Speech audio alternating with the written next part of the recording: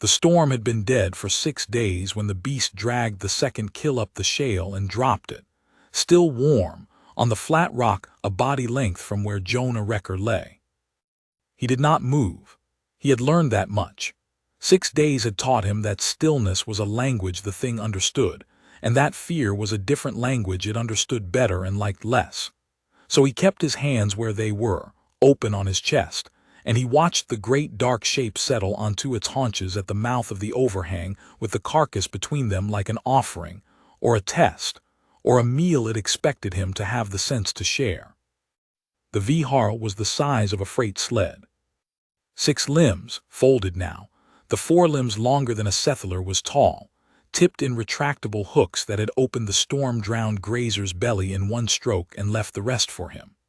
Its pelt was the color that gave it the only name he had for it, black going to gray at the muzzle, a run of bone-white plate ridging the spine from skull to tail root, and eyes the pale, flat blue of glacier ice that did not blink so much as go dark and come back. It smelled of wet stone and old blood, and something underneath that was almost warm, almost like a barn. "All right," Jonah said, because his throat needed to remember it could.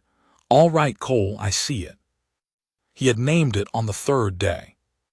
Not because it was tame, nothing about it was tame, and he had watched it take a horn-thick branch off a fallen tree with an idle swipe as a man might flick a fly, but because a thing you have named is a thing you can talk to, and a thing you can talk to is a thing you are not simply waiting to be eaten by.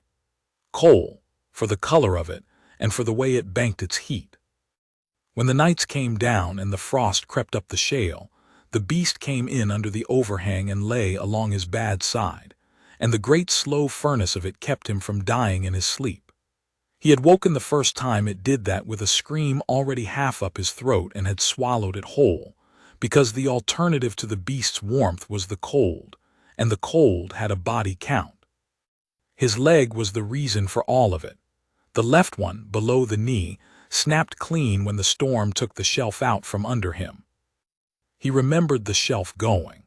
He remembered the survey slate spinning away into the white, and the rope that should have caught him paying out its full length and finding nothing because the anchor above had gone with the shelf.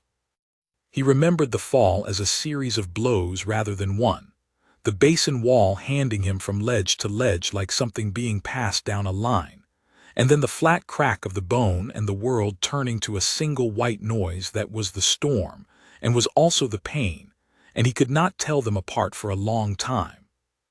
When the noise finally sorted itself back into wind and water and his own breathing, he had been lying in the scree at the bottom of the Sable Basin, the deep, the settler called it, the place the company posted red boards around and the place no crew went into without a reason and a weapon, and usually both, with his leg bent the wrong way and his comm cuff crushed flat and the light already failing.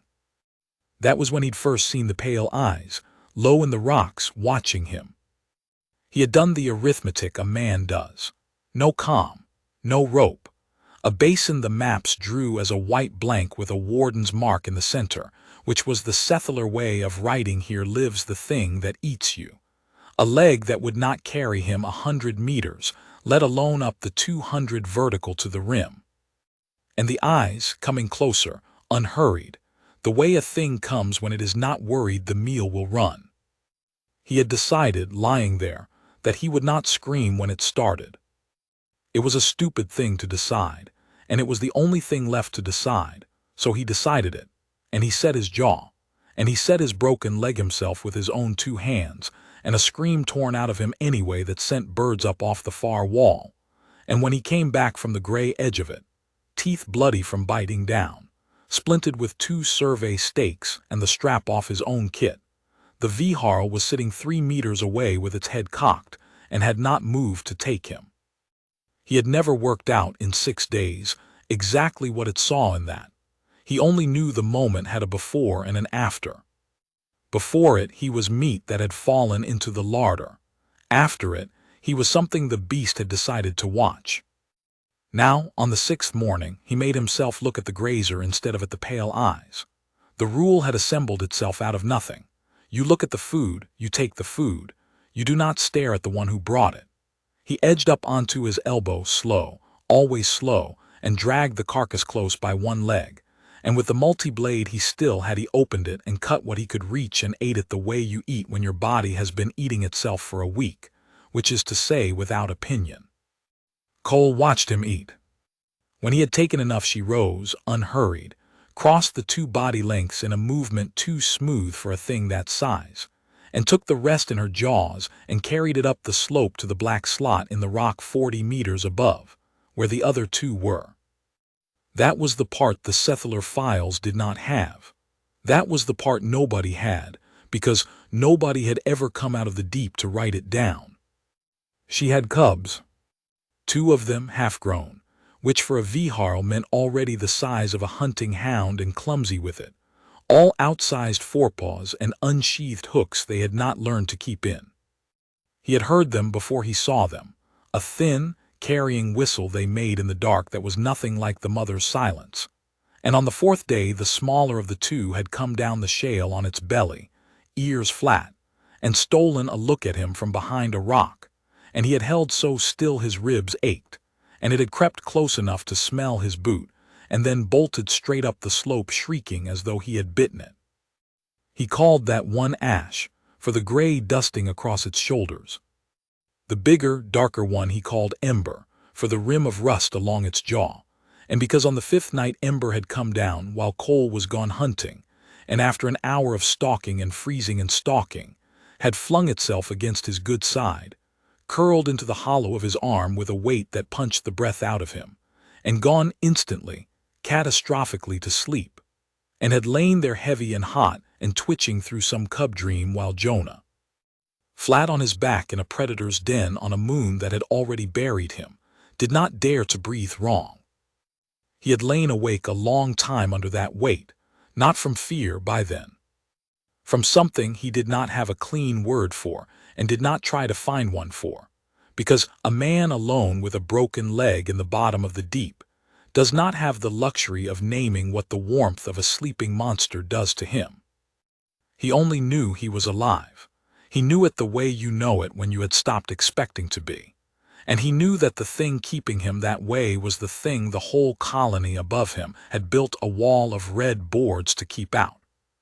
200 meters up and 11 kilometers east, at Hable Deep Station, they were building him a grave.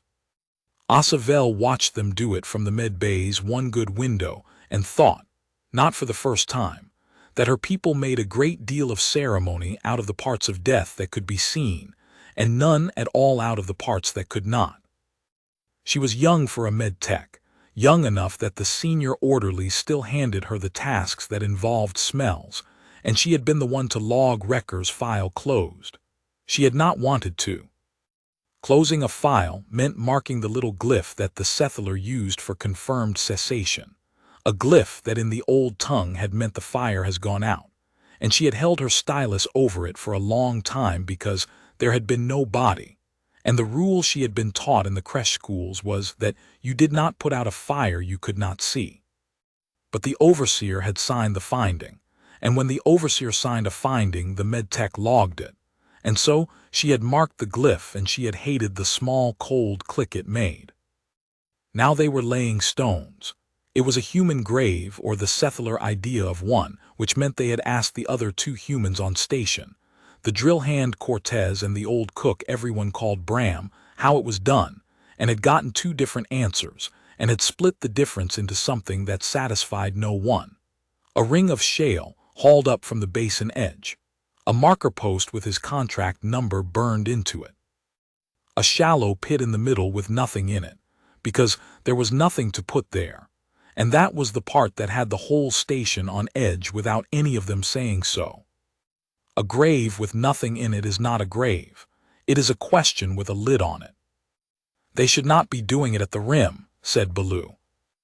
The foreman had come up beside her without her hearing, which was a thing the big settler did that she had never gotten used to. Baloo was old for a laborer, gray along the plates of his forearms, and he had run basin-edge crews for 40 seasons and had lost men off the shelves before and had strong opinions about where you did and did not stand near the deep. The overseer wants it seen, Asa said, A rim funeral, very solemn, very visible. The concern looks after its own, and here is the stone to prove it. Baloo made the low click that was his version of spitting. The concern looks after its own, he repeated. The concern sent that boy into the deep alone, in storm season, to walk a waterline the survey drones could have walked. So the extraction filing would say a person certified it and not a machine. And now the concern will stand at the rim with its plates polished and mourn him where the wardens can watch. Asa said nothing, because all of it was true and none of it was sayable, not on an open deck, not with the overseer's ears everywhere. Why a person, she said finally, quietly. Why send a person to certify a waterline at all? The drones map cleaner than we do. Baloo looked at her with all four eyes, which he did not often bother to do, and she understood she had asked a real question and was about to get a real answer, which on Hable Deep was a dangerous kind of gift. Because you cannot cull a place a machine has walked, Baloo said. You can cull a place a person has certified empty. The overseer's name was Drat Sesk, and he did not, personally, believe in the wardens. He would not have put it that way to the crews, who were superstitious to the last chitin plate and who slowed every basin-edge job to a crawl the moment a warden's mark showed on a map. To the crews, he spoke of the Viharls with the correct grave respect, because a frightened crew was a slow crew, and a slow crew was a costed crew, and fear you could not abolish you could at least point in a useful direction. But privately, in the part of Drat Sesk that added columns, the wardens were a line item. A big, black, six-legged line item that had killed 9 concerned personnel across the Hable operations history, and thereby held 200 square kilometers of surveyed lanthanum out of extraction, which at current assay was a loss he could put a number on, and the number had 11 digits. He had a plan for the number. The plan was elegant and it was nearly done, and the surveyor boy had been the last stone in it. You could not fire on a warden range unprovoked. The colonial charter forbade the culling of a listed apex within its native basin, and the Viharls were listed, had been listed by some soft-hearted survey office 2 generations back before anyone knew there was lanthanum under the shale. But the charter had a door in it, as charters do, and the door was called a hazard exemption. If a listed range could be shown to pose an imminent, certified hazard to a certified settlement, the range could be cleared. Certified. The word appeared in the statute 9 times, and a certification required a person, a licensed field surveyor, to enter the range and file, in their own name, the finding that the hazard was real and present. Drat Sesk had needed a licensed field surveyor to walk into the deep and file that the wardens were a present danger to Hable Deep Station, and a licensed field surveyor had walked into the deep. And storm season had done the rest, faster and cleaner than Sesk had dared hope, and now the surveyor was dead in the basin where the wardens had, presumably and providentially, killed him, which was itself the finest possible certification of imminent hazard, filed in blood and requiring no signature at all. Sesk had already drafted the exemption request.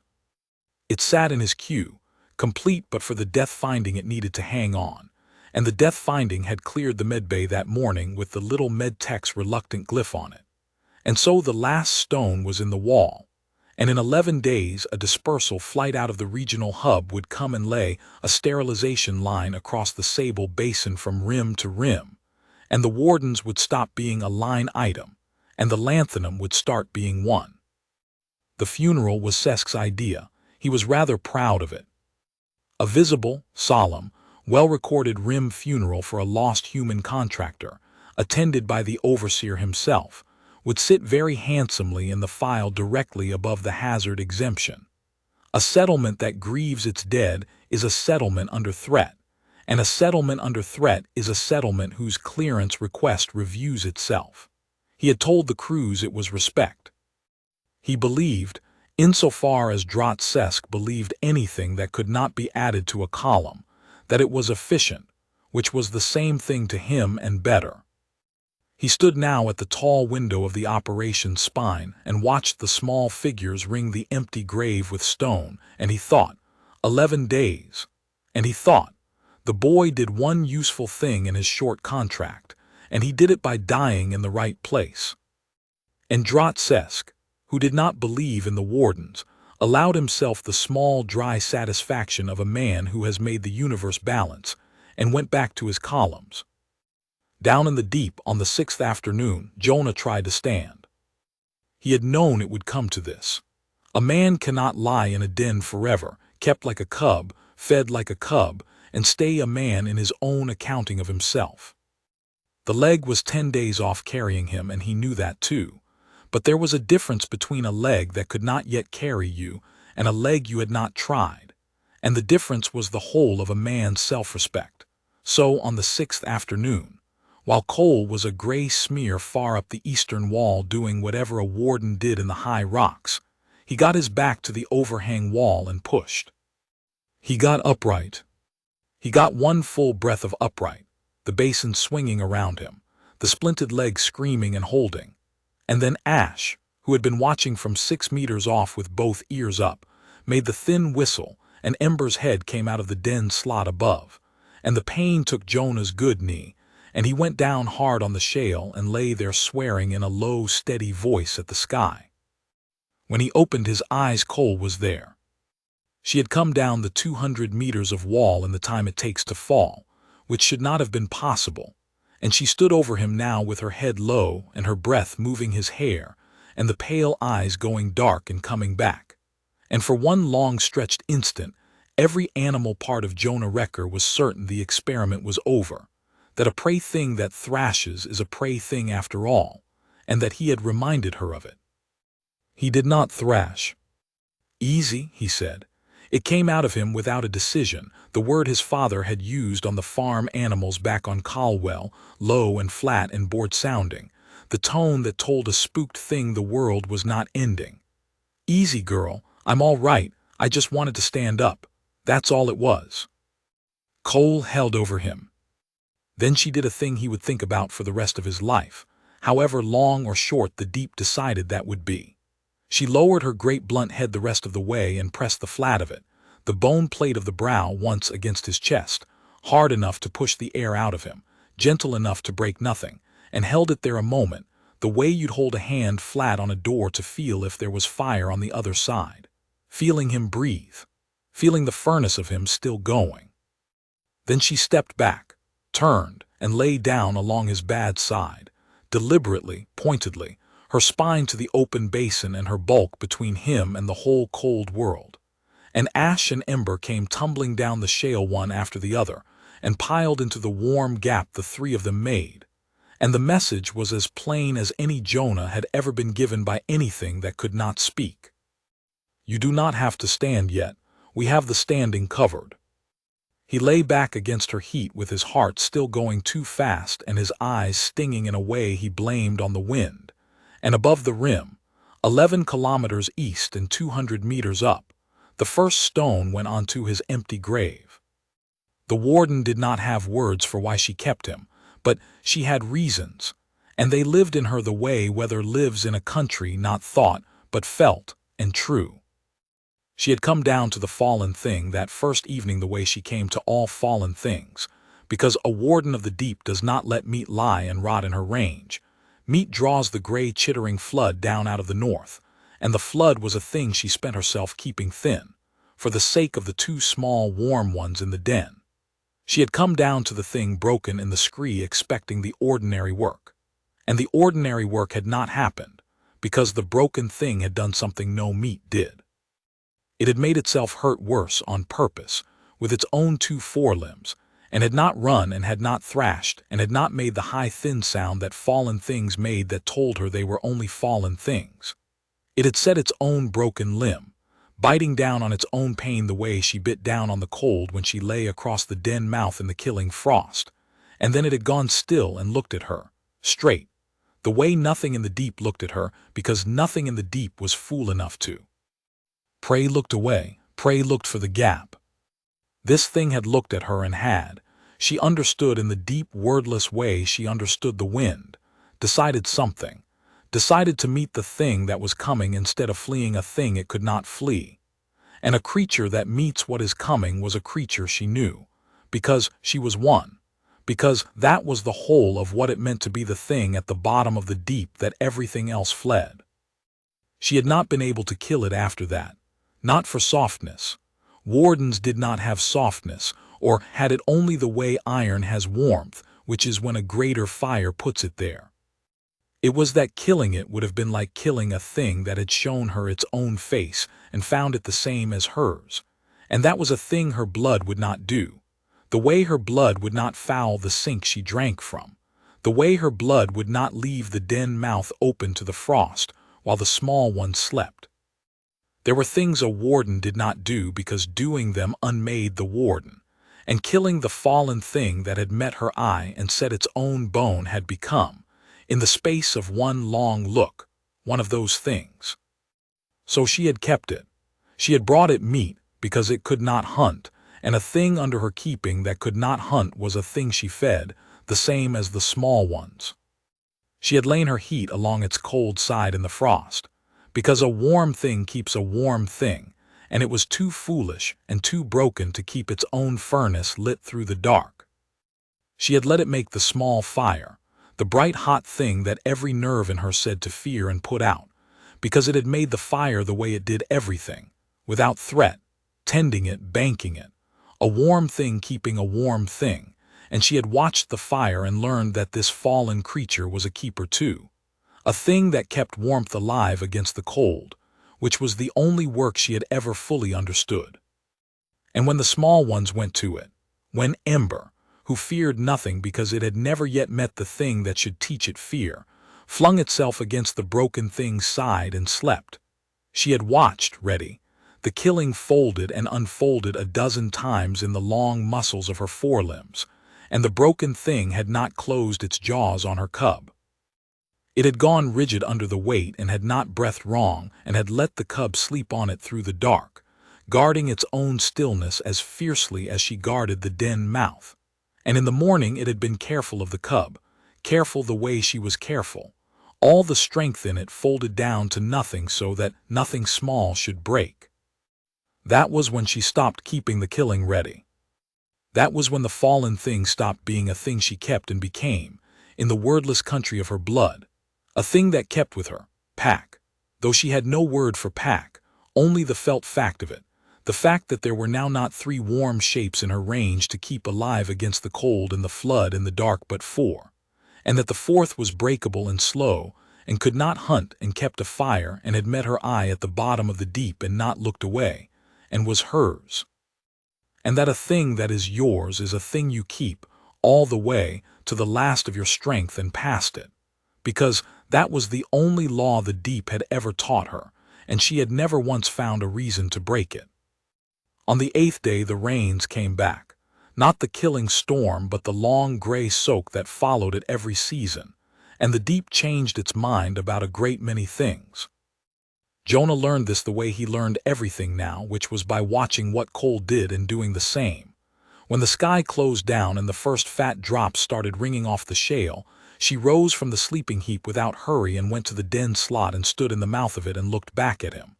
Looked back and did not move and looked back again. He had come to read that stillness the way a man reads a road sign.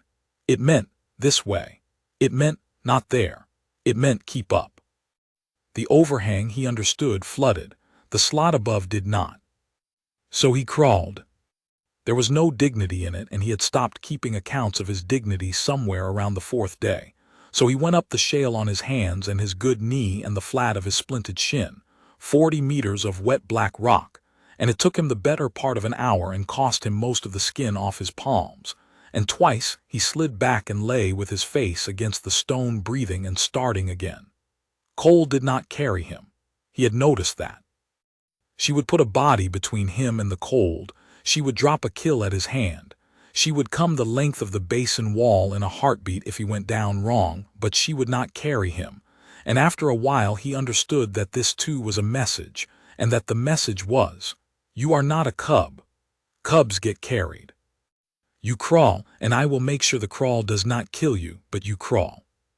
He crawled, and when he pulled himself over the lip of the slot into the dry dark and lay there heaving, Ember flopped down next to him and licked the blood off his ruined palm with a tongue like a wood rasp. And Ash brought him, with enormous ceremony, a smooth gray stone it had apparently decided was a good one, and dropped it by his hand and looked at him. Jonah looked at the stone, he looked at the cub. "Thank you," he said gravely, and put the stone in his coat pocket, and Ash's whole hindquarters shivered with delight, and something in Jonah's chest that had been clenched since the shelf went out from under him came, very slightly, loose. The den went back farther than he'd thought. In the gray light off the mouth he could see the old bones, grazer mostly, and things he didn't know pushed neat against the walls the way a tidy animal keeps its floor clear. And on the back wall, low, where a cub could reach and a grown warden would have to fold itself double, someone had worn the rock smooth. Generations of someone's. A polish on the stone from the passage of bodies, going back further than the red boards on the rim, further than Hable Deep, further than the Concern and its columns and its 11-digit number. The wardens had been keeping the deep, and being kept by it, since before anyone had come to draw a warden's mark on a map and call it a hazard. He sat with his back to that smooth old wall through the long gray afternoon, while the rain came down outside and the cub slept on him and Cole lay across the mouth of the slot with the water sheeting off her plated spine. And he did the only useful thing a man in his position could do, which was think. He thought about the survey. He had been sent to walk a water line. That was the job on the docket, certify the flow of the basin's central sink, the great dark tarn at the deep's lowest point, for a hydrology annex to some filing he'd never been shown. Routine. Tedious. The kind of thing, now that he turned it over, that no one sent a person to do, because the drones did it cleaner and cheaper and did not break their legs on storm shelves. He'd been glad of the work and had not asked why a person, because a contract hand who asks why does not stay a contract hand for long, and he had needed the contract. But he'd walked half the line before the storm took him, and half the line had been enough to see the thing the drones would have logged as a number and moved past, the thing a person standing in the wet with the cold coming up through his boots could not help but understand in his body. The sink did not just sit at the bottom of the deep, it fed. There was a flow out the south wall, down through the fractured shale, a slow underground river of it running east, running. If he'd had his slate and his head start he could have proved it, running directly under Hable Deep Station and out to the settlement wells. The whole colony drank the deep. Every settler at Hable, every human, the creche and the mess and the washwater, all of it came up out of the ground that started as the dark cold tarn the wardens denned above. Poison the basin, and you poison the wells. He had not, on the day of the survey, known why that mattered beyond the ordinary way that poisoning a water supply matters. He knew now, sitting in a warden's den with a warden's cubs asleep on his chest, that it mattered a great deal more, and he did not yet know how, and it gnawed at him under the warmth like a stone in a boot. Cole lifted her head at the mouth of the slot. She did it the way she did everything, without waste, but he had learned her small motions by now, and this one had a different quality, not the alert of a hunt, the alert of a boarder. Her ears had turned east, toward the rim, toward the 11 kilometers of shale and switchback that separated the deep from the world of columns and red boards and empty graves. And low in her chest, so low he felt it in the rock before he heard it, she had begun to make a sound he had not heard her make before, a long, slow, subsonic grind like two continents deciding something. "What is it?" Jonah said softly. "What's coming?" The rain answered, and the grind in the great chest under the cubs and nothing else. But Ash and Ember had gone still against him, both cubs ears up and turned east to match their mothers, 3 pale gazes fixed on the far gray wall of the world, and Jonah Wrecker sat in the middle of that stillness and understood that the deep had felt something arrive at its edge and did not like it. The something at the edge was the funeral. They went up to the rim on the 12th day, A procession of 9, the overseer. 4 crew as pallbearers to a coffin that held a folded work coat and a survey helmet and nothing that had been alive. The 2 humans Cortez and Bram walking stiff and separate. Baloo at the back with his 4 eyes on the drop. And Asa, who had been told to attend because a medtech's presence lent a death the official weight of having been medically confirmed. And who had come because she could not think of a reason to refuse that Sesk would accept, and could think of several he would remember. The rim road ran out along the basin's eastern lip, a graded scar the concern had cut for the survey drones, and at the end of it the ground shouldered up into a bare stone knuckle that overlooked the whole gray bowl of the deep. That was where Sesk had chosen to put the grave. Asa understood the choice the moment she saw it, and hated the elegance of it, the same way she had hated the little cold click of the closing glyph. From the knuckle you could see everything, the switchbacks, the far walls, the black eye of the central sink 200 meters down, and everything could see you. A grief on that stone would be a grief performed to the whole basin, and to whatever above the basin recorded such things, and to the file. They set the coffin down in the ring of stones. Sesk spoke. He spoke well. Asa would give him that, and it was the thing about him she found most frightening, that he could stand at the empty grave of a person he had fed to the deep and speak of the concern's grief in a voice with real gravel in it, and mean it, because to Drat Sesk the grief and the exemption filing were not 2 things. He spoke of the frontier's cost. He spoke of the wardens as the frontier's cruelest face, the old dark that took the young and the bold, and Asa watched the crew's plates dip and shiver at the word wardens, and understood that Sesk was not only burying a man, he was building a feeling, laying down in 9 grieving witnesses the certified emotional truth that the deep was a killer that had to be answered. He walked into the dark for us, Sesk said, to make the dark safe. Let it not be said the concern forgets that. Let it be said we answered.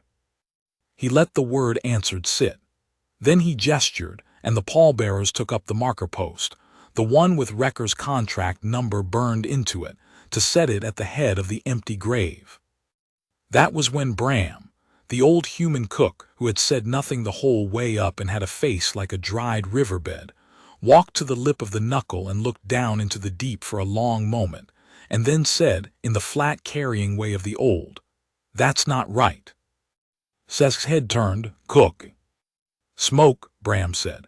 He pointed with his chin, down and south, to a fold in the far basin wall where the rain mist thinned. 2 days I've been watching this rim while you built your box. There's a smoke down there some mornings. Off the south wall, low, little one, same place. The crews shifted. Baloo came up to the lip and looked where the old man pointed, and his 4 eyes narrowed, and he said nothing, which from Baloo was a shout. "Grazer dung fires itself in the wet sometimes," Sesk said smoothly. "Or the vents. The deep has vents.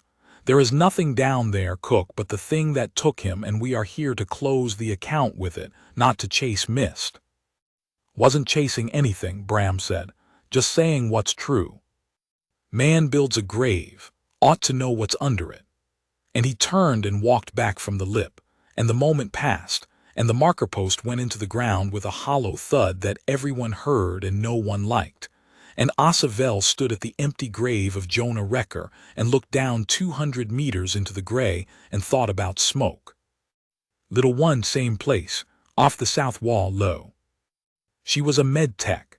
She thought in the creche school rules, and the creche school rules said you did not put out a fire you could not see, and they said something else too, a thing every settler child learned before they learned their own contract glyph, a thing so old it was almost a lullaby. Where the smoke keeps, the fire lives. Smoke that keeps in the same place morning after morning is not dung and is not a vent. Smoke that keeps is tended. Something down there in the basin they had all agreed was death itself, was keeping a fire alight. She said nothing on the rim. You did not, near Sesk, say the thing you had just understood.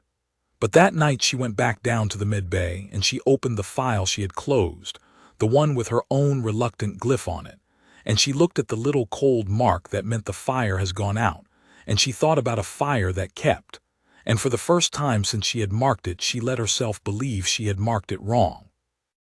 Up in the den, the grind in Cole's chest had not stopped. It went on all through the gray day and into the dark, a low, continuous statement Jonah felt more than heard, and the cubs would not settle to it, and neither would he. Toward the middle of the night the rain thinned and the clouds tore, and a hard, cold starlight came down into the deep, and Cole rose from the slot mouth and went out into it, and stood on the flat rock below the den with her head up and turned east, reading the wind off the rim. Jonah dragged himself to the slot mouth to watch her. She stood a long time.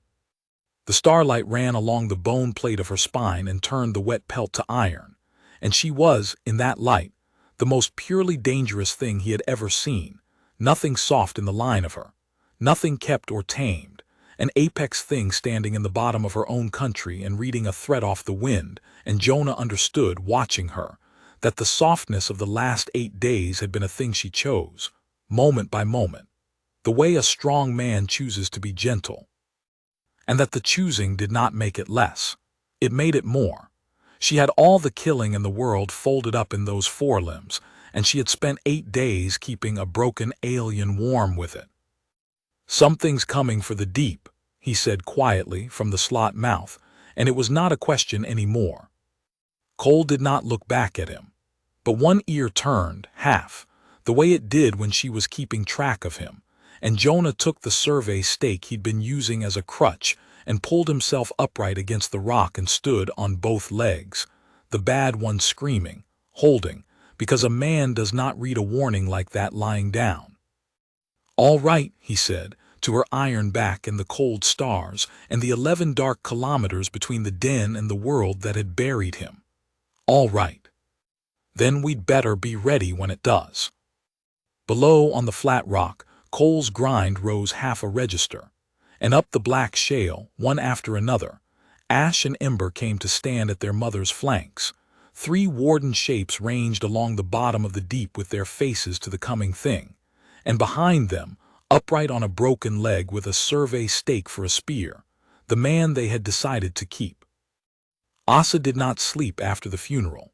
She sat in the medbay with the closed file open in front of her, and the word smoke going around in her like a stone in a drum. And somewhere in the smallest hour, she stopped being a med tech who had a doubt and became a med tech who was going to do something stupid about it. She started with the drone logs, because the drones were the one thing on Hable Deep that could not be told to lie. The concern flew survey drones over the deep on a slow rotation, mapping the assay, and their imaging was archived raw before the analysts touched it. Sesk read the analyzed products. Nobody read the raw. Asa pulled the raw thermal from the south wall of the basin, the fold Bram had pointed at, and stacked 12 mornings of it, and there it was, so small the analysis pass had binned it as a geothermal artifact and thrown it out. A warm point. Not a vent, vents were steady, and this pulsed, hot at dawn and cool by midday, the signature of a thing that was fed and burned down and fed again. And around the warm point on 6 of the 12 mornings, 3 larger warm masses. Big ones, moving between frames. She knew what the big warm masses were. Everyone on Hable Deep knew what lived in the south folds of the deep. What she could not make the logs explain was the small tended fire in the middle of them, because a warden did not keep a fire. A warden was the reason nothing that kept a fire lived long in the deep. And yet here on 12 mornings of raw thermal was a fire that kept, ringed by wardens that had not put it out. Something down there was making fire, and the wardens were letting it. There was only one kind of thing in the whole surveyed range that made fire and was not a warden, and the concern had buried an empty box for that kind of thing 12 days ago on the rim. Asavel sat back from the screen with all 4 eyes wide and her plates gone cold, and she thought, "He's alive." And then, hard on it, the second thought, the one that turned her cold doubt into cold fear, and in 9 days a dispersal flight is going to lay a sterilization line across the whole basin, and it is going to burn him alive along with the thing that kept him. She did the arithmetic Sesk had done backward. A hazard exemption needed a certified death. She had certified the death. If the death was wrong, the exemption was built on a false finding, and a false finding was not a mistake. On a concern operation, it was a crime with a specific glyph and a specific penalty, and the medtech whose mark was on it was the softest place to put the blame. She understood, sitting there, that the moment she said the boy is alive out loud, she was not only accusing the overseer of feeding a man to the deep for a mineral filing. She was standing on the trapdoor herself. She went to find Baloo anyway. Because where the smoke keeps, the fire lives, and a fire you can see, the rule said, you do not put out. Down in the deep, the smoke kept because Jonah kept it. He had made the fire on the 4th day, before the cubs trusted him, back when it had been only him and the great watching dark of coal, and the certainty that the nights would finish what the fall had started. He'd had the multi-blade and a striker in his kit, and the deep was full of dead stormwood, and he had built a small careful fire back under the overhang, and had watched Cole watch it, watched the pale eyes go to the flame and back to him, the whole ancient animal aversion to fire running up against whatever she had already decided about the alien with the broken leg, and she had not put it out. She had lain down a body length off and watched it burn, and something in her had filed it, he thought, the way she filed everything. The warm thing keeps a warm thing. It fits. Now on the 14th day the fire was habit and the leg was mending, and the crawl had become a lurch and the lurch had become, with the survey stake for a staff, a slow, ugly walk. He could make the flat rock below the den and back. He could gather wood one-armed, dragging it, the way he dragged everything. And in the long gray mornings, he did the thing that kept a man, which was work. He had scratched the whole shape of the water line into a flat pale slab with a burnt stick, the sink and the south fracture and the slow underground run of it east under the rim. All of it he'd seen, and all of it he could reconstruct. Because if he ever got out of the deep, the only thing he had worth carrying out was the truth about the water. And a truth you might die before you can tell is a truth you write down. Cole watched him scratch at the rock the way she watched the fire. She would come and stand over the slab, the great head cocked, the pale eyes moving over marks that could mean nothing to her, and Jonah had taken to talking it through aloud, not because she understood the words, but because a thing that will stand and listen to you is worth talking to, and he had been alone in his own skull for 2 weeks.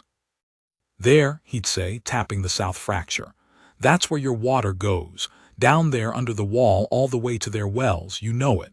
You've always known it, this is your whole country's throat, this basin, everything downstream drinks what starts here. He'd sit back.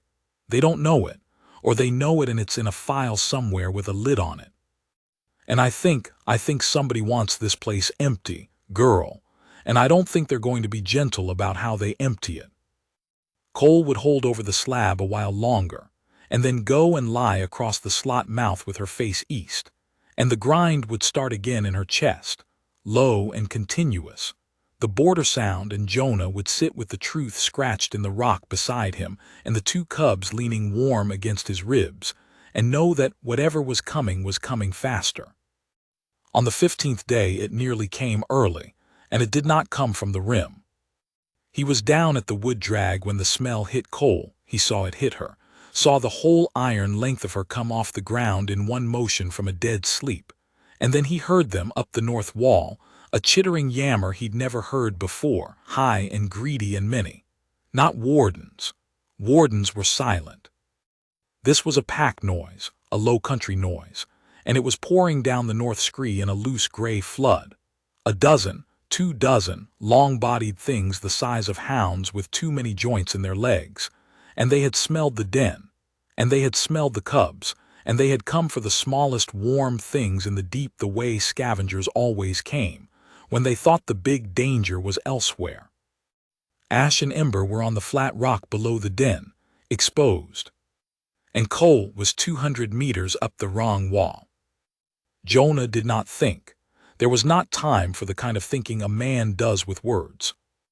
He was between the scavenger flood and the cubs, and he had a survey stake and a striker, and a wood drag pile, and a fire's worth of coals. And his body did the arithmetic his mind was too slow for. He dragged the burning brand out of his little fire, and swung it up into the dry stormwood of the drag pile, and the whole pile went up with a soft roar, a wall of flame and stinking smoke thrown straight across the flat between the cubs and the pack. And he stood in the gap of it on his bad leg with the stake in both hands and roared back at them, a raw, wordless human sound with no plan behind it but here, not them, here.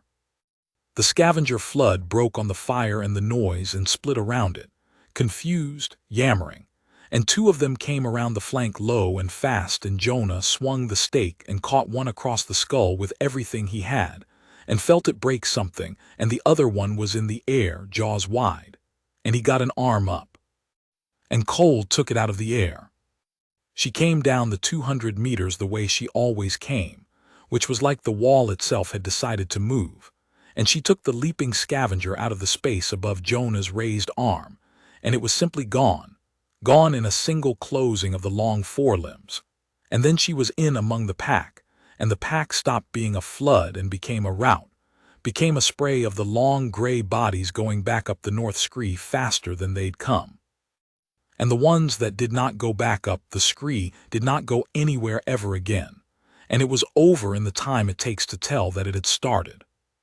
Jonah stood in the smoke of his own fire with the broken stake in his hands, and his heart slamming, and the cubs shrieking behind him, and Cole turned from the last of the killing and looked at him across the flat. He was between her and her cubs. He had a weapon. He was, by every law the deep ran on, exactly the thing she should destroy, a thrashing, roaring, armed intruder standing over her young in the aftermath of violence. And for one held breath the 15 days hung on the pale flat eyes going dark and coming back. Then she crossed the flat and she pushed her great blunt head against his chest, the browplate, once hard enough to sit him down in the shale, feeling him breathe, feeling the furnace still going, and she made, for the first time in 15 days, a different sound. Not the grind. A short low chuff, deep in the chest, that the cubs answered instantly, tumbling in against both of them, and Jonah sat in the smoke with a broken leg and a broken stake and 2 warden cubs climbing his chest, and the mother's head heavy on his shoulder, and he laughed once, a cracked, disbelieving sound, because he had stood his ground for something and it had stood its ground for him, and there was a word for what that made them, and it was not tame, and it was not pet, and it was not even friend. It was pack. Baloo believed her. That was the thing about the old foreman that Asa had gambled on and had, in the small cold hour, not been sure of, but she laid the stacked thermal in front of him in the equipment bay with the drone's own timestamps on it, the tended fire and the 3 warm wardens ringing it, and Baloo looked at it with all 4 eyes for a long time, and then said the thing she needed him to say, which was not "that's impossible." It was, "The wardens are keeping him." "That's not," Asa started and stopped, because she had been about to say that's not a thing wardens do, and she no longer had any idea what wardens did. "My grandsire's grandsire told it," Baloo said slowly, his eyes still on the thermal. "Old basin talk, before the concern, before the boards. That the deep does not always kill what falls into it. That sometimes the deep keeps a thing, chooses it. We stopped telling it when the concern came, because the concern does not pay for stories, and a warden that keeps is bad for the fear, and the fear is what keeps the crews off the assay." He looked up at her. "I have run this rim 40 seasons, and I have lost men to the deep, and I never once saw it keep one. But I never once saw a fire down there either, and there is a fire down there and it keeps." He tapped the warm point with one gray claw, "where the smoke keeps. The fire lives," Asa finished, and the 2 of them looked at each other, med-tech and foreman, across the oldest rule their people had, and understood they were about to break a great many newer ones. 9 days, Asa said. "The dispersal flight is booked for 9 days out. When it lays the line, it burns the whole basin, rim to rim. It will not know there is a man down there. It will not care there are wardens keeping him. It will certify a hazard that isn't real, and it will make it real by killing everything the false finding named." She heard her own voice shaking and let it shake. My mark is on the death, Baloo. If I go to the overseer, he does not lose. I lose. He has built it so the medtech falls. Baloo was quiet a moment. Then he said, then we do not go to the overseer. And he told her the thing that changed everything, the thing that turned Asavel from a medtech with a secret into a conspirator with a plan. There is a way into the deep, he said. That is not the switchbacks. An old crew path off the south fold cut before the boards went up when we still worked the low seams by hand. It is not on the concern maps because the concern did not cut it. It comes out below the south wall, below the smoke. He met her eyes. If the boy is alive, we do not accuse the overseer of anything. We go down the old path, and we bring the boy up, alive, in front of the whole station, with his survey in his hand, and then the overseer does not have a false finding to fall on us with. He has a living surveyor who walked into the deep on his order and can say so. The old plates around his jaw set hard. You do not fight a lie by calling it a lie. You fight it by walking the truth up out of the ground where he buried it. Asa looked at the old foreman and felt the fear in her turn into something with a spine in it. How long, she said, to go down and come back? 2 days down and back if the leg is real. Baloo's 4 eyes were steady. We have 9 before the flight. We have time. He paused. We do not have time to be seen leaving. Sesk watches the switchbacks and the rim road. The old path we can reach at night through the tailings if we go tomorrow, quiet, and if no one asks the medtech and the foreman why they took a field kit and a rope and did not sign the board. They will ask, Asa said. They will ask after, said Baloo. Let them ask after. After, there will be a man to ask about. The night before they went down, Asavel had a watersick child in her bay, and it made up her mind past any unmaking. The child was a creche hatchling, barely off its birth plates, brought in by a laborer mother with the gray film across all 4 of its little eyes that Asa had logged 100 times in 2 seasons under the glyph. The concern gave her for it, which was frontier adaptation, which meant nothing, which meant the company had a word for it that cost the company nothing. The child had the cramping and the thin blood, and the slow wrong heat that Asa had treated over and over and had told herself, because she had been told to tell herself, was the price of a hard world. The water was mineral heavy this far out, the creche elders said, and the young took a season or 2 to harden to it, and some hardened slower, and that was the frontier. She had believed it because believing it was easier than the alternative, and because the alternative had no glyph and no treatment, and no one she could take it to who would not make her sorry she had. But she had pulled the raw thermal that morning and found the fire that kept, and she had spent the day with the whole shape of Sesk's plan assembling behind her eyes. And so, when the mother laid the film-eyed child on her table that night and said, tired, unsurprised, the way you say a thing you have given up expecting help with, it's the water again, isn't it? Asavel finally let herself look straight at the thing she had been looking away from for 2 seasons. They had already begun. That was what the sick child told her, what the drone logs had hinted, and the child confirmed in its small, cramping body. The concern had not been waiting for the cull to poison the water. It had been bleeding test agents into the south seams for 2 seasons already. Quietly, in concentrations a company could file as within tolerance, to learn what the ground would carry east and what the settlement would take before anyone thought to ask why the hatchlings did not thrive. The cull would be the flood of it. But the trickle had been running under the creche the whole time, under the mess urns and the wash water, 1 part in some large forgiving number that added up, in a birthplate body, to gray film across 4 small eyes. Asa treated the child the only way she could, which was to flush it and warm it and sit with the mother through the worst of the cramping, and she did not say the water again, isn't it back to the mother, because there was nothing in it for the mother but a fear she could not act on. But she sat in the dark bay after they had gone, with the child sleeping and the film already easing under the flush, and she thought about a whole creche of hatchlings drinking the deep, hardening slowly or not hardening, filed under a glyph that cost the company nothing. and she thought about a sterilization line coming down at dawn to turn the trickle into a flood, so that the company could reach an ore it valued more than a creche, and she stopped being afraid of the trapdoor under her own mark. Because there are fears that a larger fear burns clean out of you, and a bay full of slow-poisoned children is a larger fear than a cell glyph. When Baloo came to her before the tailings walk and asked, quietly with all four eyes on her, whether she was certain, whether she understood what it cost to be seen not signing the board, Asavel told him about the child. She told him flat in the creche school voice, the film and the cramping and the 2 seasons of a glyph that meant nothing, and the trickle already running under the creche, and she watched the old foreman's plates go hard and gray as she said it. And when she had finished, she said the thing that carried her down the old crew path and into the deep and up again with a living man and a warden at his shoulder, the thing she would have said to the adjudicator and to the concern and to anyone who ever again tried to sell her a fear with a price on it. Where the smoke keeps, the fire lives, she said. We were taught that as children, so we would go and find the fire and tend it, not so we would stand at a safe distance and let it burn whatever it liked.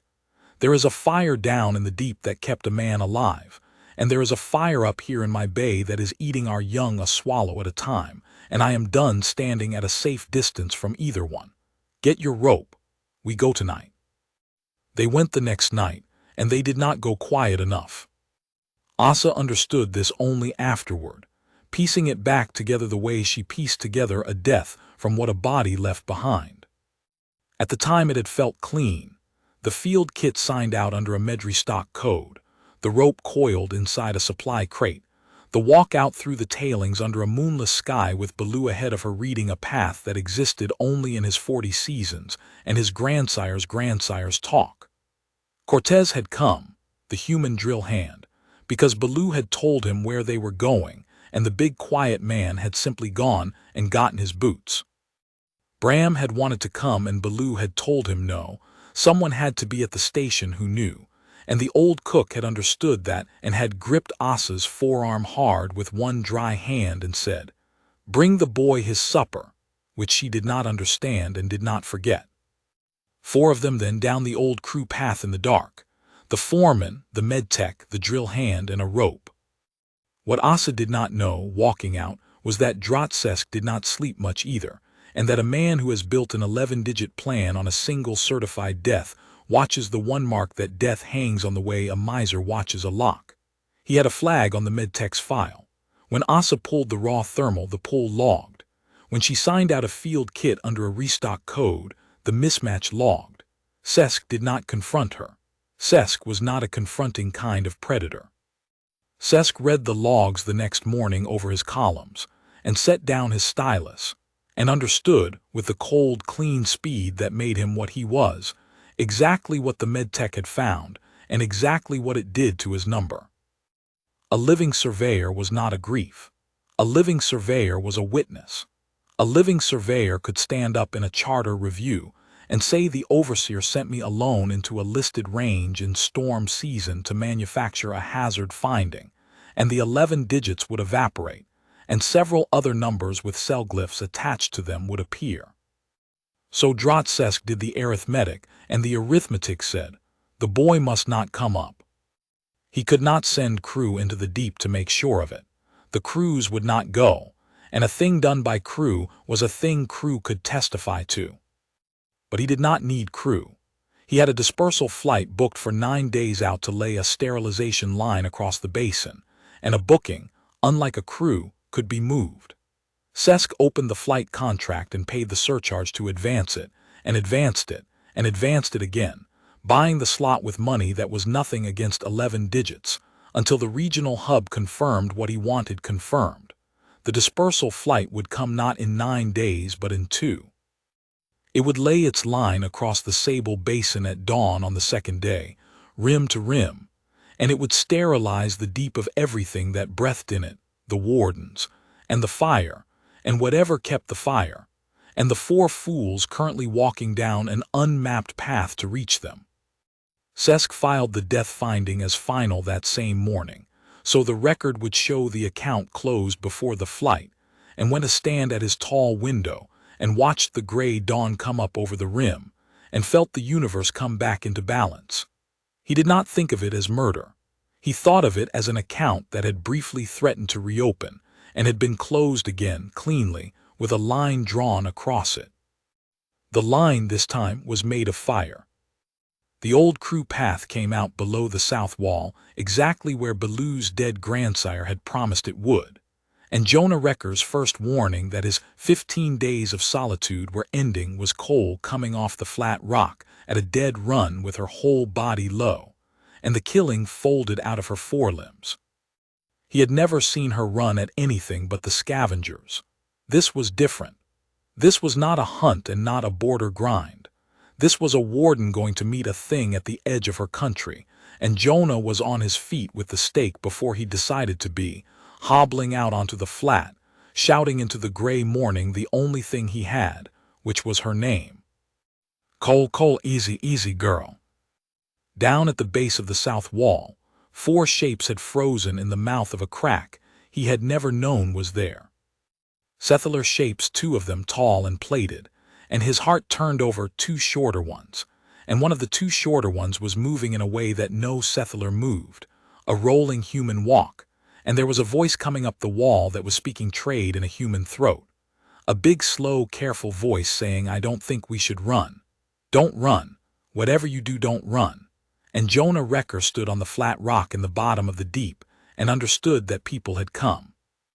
That people from the world that had buried him had walked down into the place that buried people, and that the warden who had kept him alive for 15 days was 30 meters from tearing them apart to keep on doing it. He did the only thing there was to do. He got in front of her. It was insane, and he knew it was insane, and he did it anyway, lurched out across the flat on his bad leg, and put himself between the running warden and the 4 frozen figures at the wall.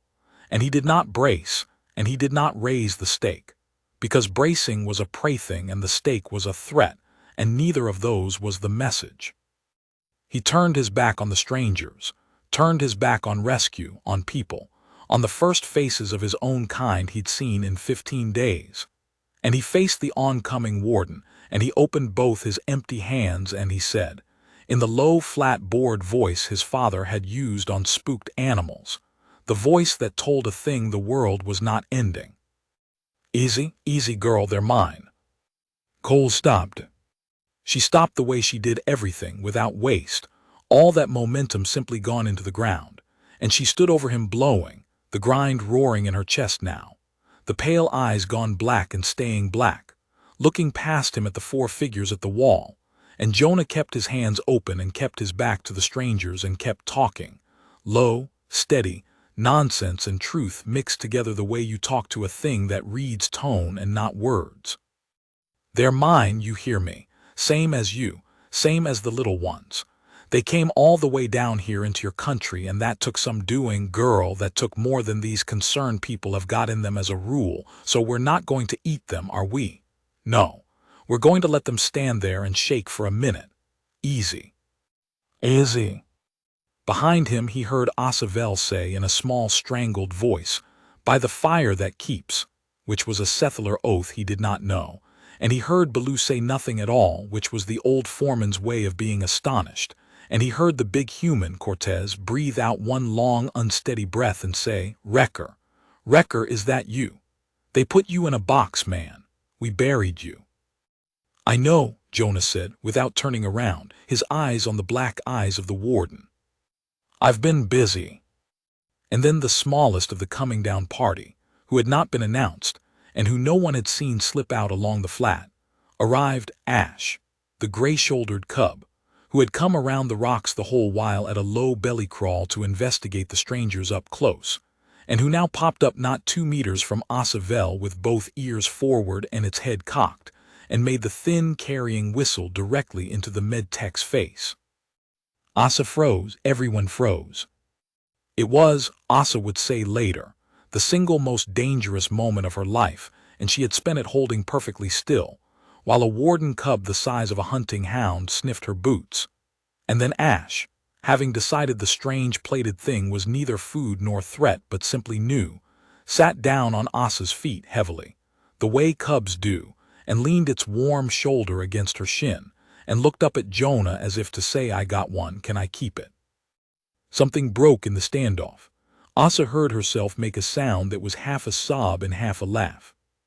And Cole watched her cub sit on the stranger's feet, watched the stranger not lash out, watched the whole shape of the moment, and the grind in her chest dropped by degrees, half a register, and then another, until it was only a low, idle rumble, and she took 2 steps forward past Jonah and put her great head down and smelled the med-tech from boots to plated crown in one long pull of breath. And Asa Vel stood absolutely still and let an apex predator learn her by heart. "She's deciding," Jonah said quietly, "whether you're mine. Hold still and let her." Cole finished the med-tech and moved to Baloo and smelled the old foreman the same way, and Baloo bore it with his 4 eyes half closed and his plates locked, and a look on him that Asa had never seen, something between terror and prayer, the look of a man 40 seasons afraid of a thing that was now breathing on his throat and had chosen not to close it. She smelled Cortez, who stood like a post. And then she went back to Jonah and pushed her head against his chest, once, the brow plate, feeling him breathe, and turned, and paced back to the flat rock and lay down across it with her face to the south wall, and the cubs. Ember had come out now too, tumbling around her, and the message was as plain as any she'd ever given. "They can stay, I am watching. Do not make me wrong about it." For a moment no one moved. Then Jonah Wrecker turned around at last and looked at the 4 people from the world that had buried him, the med-tech with a cub sitting on her feet, the old foreman gray and shaking, the drill hand with his mouth open. All of them stopped dead at the edge of the impossible, and he leaned on his survey stake, and the corner of his mouth went up, tired and wry and entirely alive. "You came all this way," he said. "You want to see the water." They sat by his fire, the small tended fire that had kept, and Jonah told them about the water, and Asa Vel understood in about 4 sentences why a man had had to be sent to certify the deep, and why he could never be allowed to come back up. He showed them the slab first, the whole water line scratched into the pale rock with a burnt stick, the sink and the south fracture and the slow run of it east, and then he made them understand it in their bodies the way the deep had made him understand it. He took a coal from the fire and dropped it in the dark, cold sink at the basin's lowest point and had them watch, and after a while, far down the south fracture, a thread of steam. "It's all one water," he said. "The tarn, the fracture, the run under the rim, your wells. The whole colony drinks the deep. I walked half of it before the storm took me, and I'd stake my contract on the rest." He looked at them across the fire, and the rye was gone out of him. "Somebody sent me to certify this basin. And I've been sitting down here 15 days trying to work out why you'd send a person to certify a basin you could map with drones, and I think I finally have it, and I think it's worse than any of you have let yourselves believe." "Hazard exemption," Baloo said heavily. "You cannot cull a listed range, unless a person certifies it a present danger. The concern needed a person to walk in and file that the wardens are a hazard." He looked at the warden lying across the flat rock with 3 cubs. Asa kept losing count, it was 2, but they moved like more piled against her. "And then the storm made the finding for them, in your blood, and they did not even need your signature. And if they cull the basin," Jonah said slowly, working it out aloud the way he'd worked everything out aloud for 15 days, "to clear the wardens for the lanthanum." "They poisoned the water," Asa finished, and felt the whole thing close over her like cold water itself. "A sterilization line rim to rim, it does not just kill what breathes. The agents settle, they go into the ground, and the ground," she stopped. She was a med-tech. She had treated the whole station's watersick and stomach-rot for 2 seasons, and had logged it as frontier hardship because that was the glyph she'd been given. And now she sat in the bottom of the deep and understood that the water had been going wrong for 2 seasons already, upstream of the cull, because the concern had already begun quietly bleeding test agents into the south seams to see what the ground would take. "They will poison the wells to clear the wardens to reach the ore." and they will call it making the frontier safe, and every child in the Hable creche drinks that water." The fire cracked. Somewhere up the wall a cub whistled and another answered. "So we don't just carry you up," Cortez said, in his big slow way, and it was not a question. "We carry the water up. The truth about the water, that's the thing that stops them." "That's the thing that stops them," Jonah agreed. He looked at the slab, at 15 days of a broken-legged man's work scratched in the rock. "I need my slate, or theirs. I need to put a real reading on this, not a stick drawing, or the concern buries it in a review the way they buried me. Half a line proven is a rumor. The whole line proven is a crime." He looked up at them. "How long do I have?" And Asavel, who had come down an unmapped path with a rope and a field kit to save one man's life, had to tell him the thing she had not yet said, the thing that made the fire feel suddenly very small in the bottom of the very large dark. "9 days, she said. "The dispersal flight was booked 9 days out." She swallowed. "It was booked 9 days out when we left.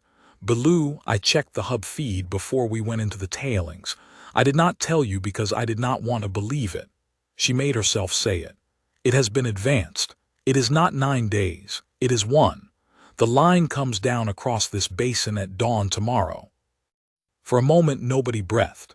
Then Cole, across the flat rock, lifted her great head off her forelimbs and turned her pale eyes east, toward the rim, and low in her chest the grind began again. And this time Jonah Wrecker knew exactly what she had felt arrive at the edge of her country, and exactly how little time was left to answer it. There was a way to stop it. Asavel, who thought in the creche school rules and the charter statutes both, found it while the fire cracked and the warden's grind rolled up the walls of the deep. "A contested finding," she said. "The call runs on a certified hazard finding, his finding, filed in his death. But the charter says a hazard finding can be contested by another licensed surveyor, and a contested finding suspends the action pending review. It has to. It is the one door in the statute the concern cannot pay to close, because it is the door that keeps the concern from certifying whatever it likes and then killing the only witness." She looked at Jonah, and the whole plan assembled itself in her as she spoke it. "You are a licensed field surveyor. You are alive. If you file a counter-certification in your own name, with the water reading behind it, before the flight lays its line, the hub must abort and review. CESC cannot advance a flight past a contested finding. No surcharge buys that." "Then I file," Jonah said. "You cannot file from down here. Your cuff is dead and the deep has no relay." Asa's 4 eyes went east, up the 200 meters of wall, toward the rim and the 11 kilometers and the station. "The nearest thing that reaches the regional hub is the Medbay relay. My relay. It is independent of the ops spine. It has to be for casualty traffic, so the overseer cannot throttle it. If we can get you to the Medbay, you can file straight to the hub over my channel, and CESC cannot stop the packet once it is sent." She let out a shaking breath. "But the Medbay is at the station, which means we do not carry the truth up to the rim and shout it. We carry you all the way home, tonight, before dawn."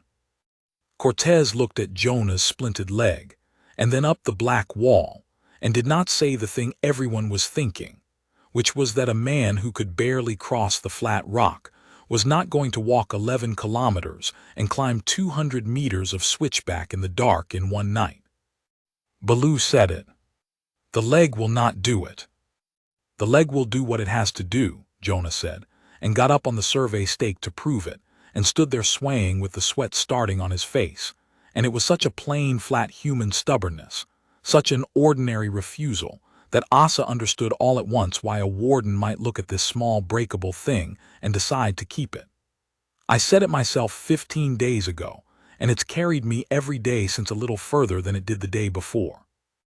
It'll carry me tonight, or it'll carry me part of the way and you'll drag me the rest, but I am not lying in this basin while that flight burns everyone who ever drank this water. So somebody hand me the rope and let's go." They went. They went up the old crew path in the dark, 4 people and a broken leg, and it was every bit as bad as Baloo had promised and worse, because Baloo's dead grandsire had cut the path for settler who did not have a shattered shin, and there were places where the drill hand simply picked Jonah up bodily and carried him over the bad rock while Jonah bit down on nothing and made no sound.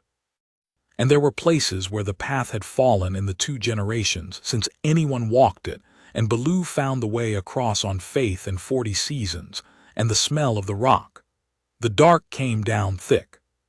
The rain had stopped, but the cloud held, and there were no stars, and they climbed by the medtech's hand lamp turned low and by touch, and behind and around and above them in the black, the deep made its noises, and none of the 4 of them said the thing they were all listening for, which was whether the wardens were following.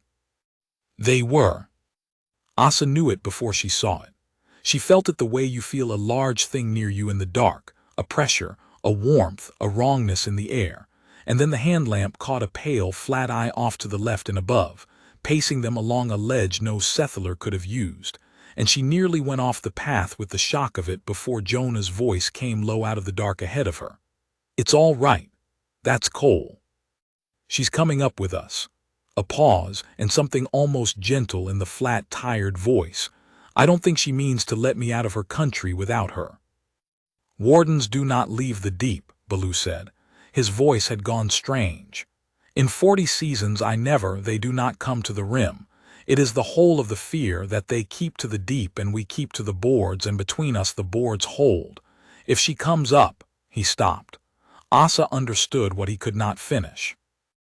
"If a warden came up out of the deep and walked to Hable Deep Station, then the oldest arrangement on the frontier, the Treaty of the Boards, the thing that let 200 settlers sleep at night beside a basin full of apex predators, was over. There was no putting a thing like that back." "She goes where I go," Jonah said simply from the dark ahead. "I didn't ask her to. I don't get a say. That's not how it works between us. She decided 15 days ago and she doesn't undecide." And then quieter so that Asa was not sure she was meant to hear it, "And she's not wrong that we'll want her before this is done." They climbed, and the wardens climbed with them, Cole on the high ledges, silent, a darkness moving through the dark, and the 2 cubs somewhere below and behind, whistling now and then, thin and carrying, so that the whole broken ascent had the quality of a thing being escorted up out of the underworld by the underworld itself. Once near the top, Jonah's leg went and he fell and slid a body length toward a drop that the hand lamp could not find the bottom of, and Cortez lunged and missed, and Cole was simply there, out of the black, one great forelimb across the path like a fallen tree, and Jonah fetched up against it and lay across it breathing and then hauled himself back up it hand over hand as if it were a railing, and the warden held rigid until he was up, and then withdrew the limb into the dark, and they went on. And no one said anything, because there was nothing to say that the dark had not already said for them. They came over the rim as the black was going gray. Drat-Sesk was awake, because Drat-Sesk was always awake before the dawn of a day he had arranged, and he was at his tall window with a warm cup and his columns when the perimeter feed lit with a proximity fault on the south tailings approach, and he keyed it up expecting a rock slip and saw, instead, 4 figures coming out of the dark onto the graded ground below the station, and behind them, unhurried, enormous, wrong. A shape that his eye refused for a full second to resolve, because it did not belong to any category the station's cameras had ever been pointed at. A warden at the station, below his window. For the first time in a very long time, Drat-Sesk felt the specific cold that his crews felt every day, and that he had always privately considered a weakness, and he understood in that cold exactly how much of his authority had rested on the board's holding, on the arrangement, on the wardens staying in the deep where they belonged so that the fear of them could be pointed and priced and never actually arrive. The fear had arrived. It was walking up his tailings road in the gray dawn behind a dead man, and it was going to walk right up to his station, and every crew on Hable Deep was going to see it walk, and see that it walked behind the human the overseer had buried, and see that it did not touch him. He had perhaps 20 minutes before the dispersal flight came over the eastern rim. He calculated, rather less than that before the medtech reached her relay. Drotsesk was not a confronting kind of predator, but he was, when the columns demanded it, a decisive one. He woke his security chief, a hard old settler named Vresk who had done the concern's harder work on 3 worlds and did not ask which glyph a thing was filed under, and he gave 2 orders. The first was to seal the med bay. The relay was the whole game. If the boy could not file, the flight would lay its line in 20 minutes, and the contested finding would arrive at a hub that had already sterilized the thing it might have contested, and a review of a burned basin was a review of ash. Seal the med bay, and the truth about the water would go into the ground with the water. The second order Sesk gave more quietly because it was the kind of order that did not go in a log.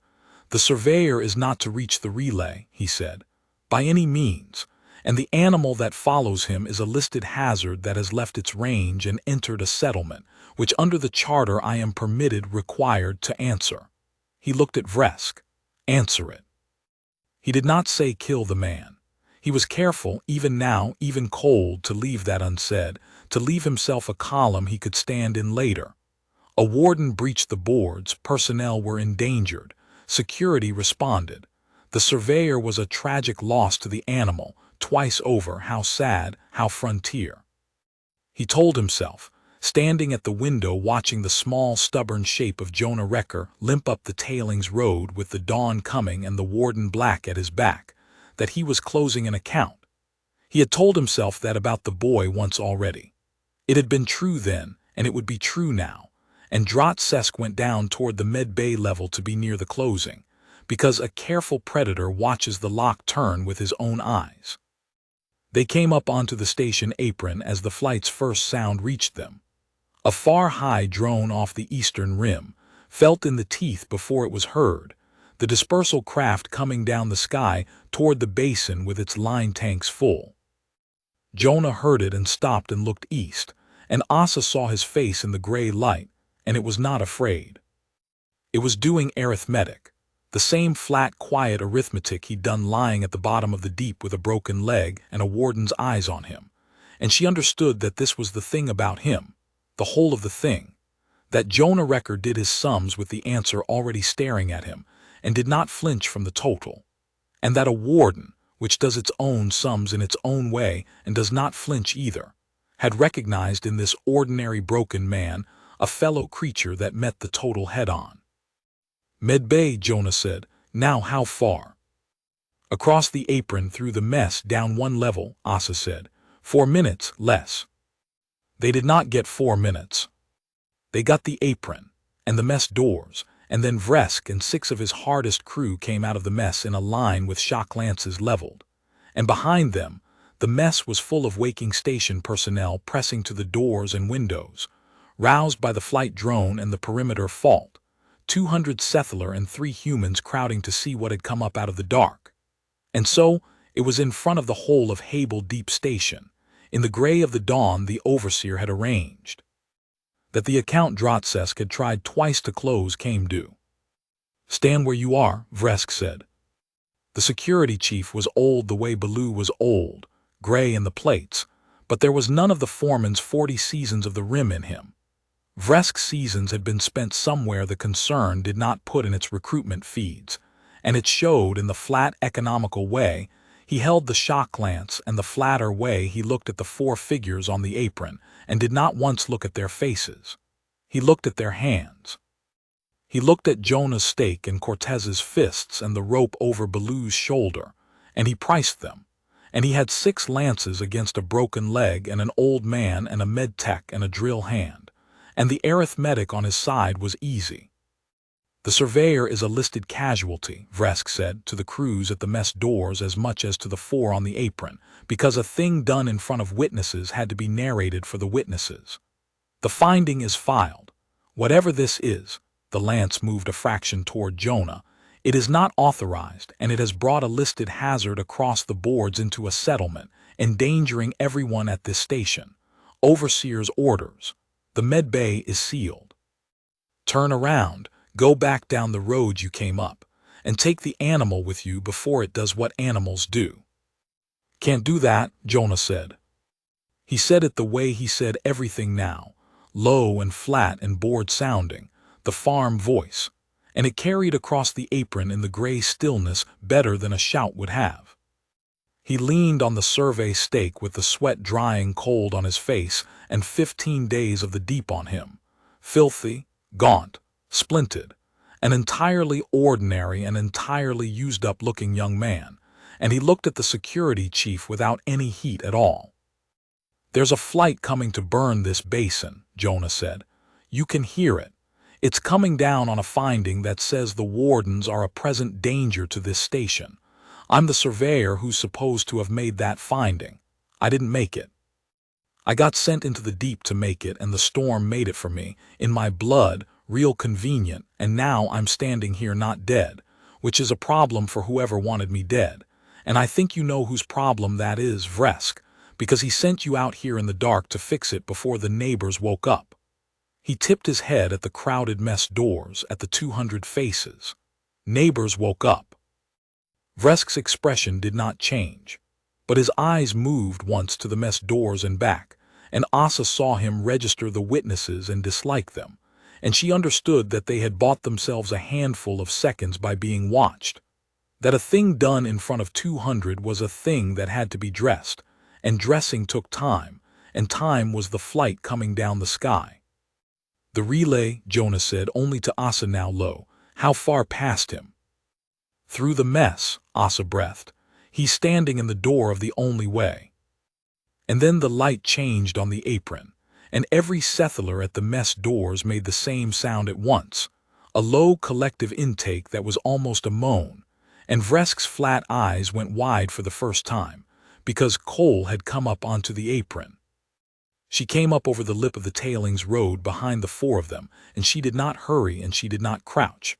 And in the gray dawn at the top of her own long climb out of the deep, she was the size of a freight sled and blacker than the dark she'd come out of, the bone plate running white along her spine, the pale eyes going from dark to light and back. And she walked up the middle of the apron and stopped at Jonah's bad side, exactly where she had lain every night for 15 nights, her shoulder against him, her head level with his, and she looked at the line of shock lances with an expression that was not rage and was not fear and was, Asa realized with the hair rising along her arms, assessment. The warden was doing arithmetic of her own. She was counting the lances and pricing the crew, and finding out where the man she kept would need her to be.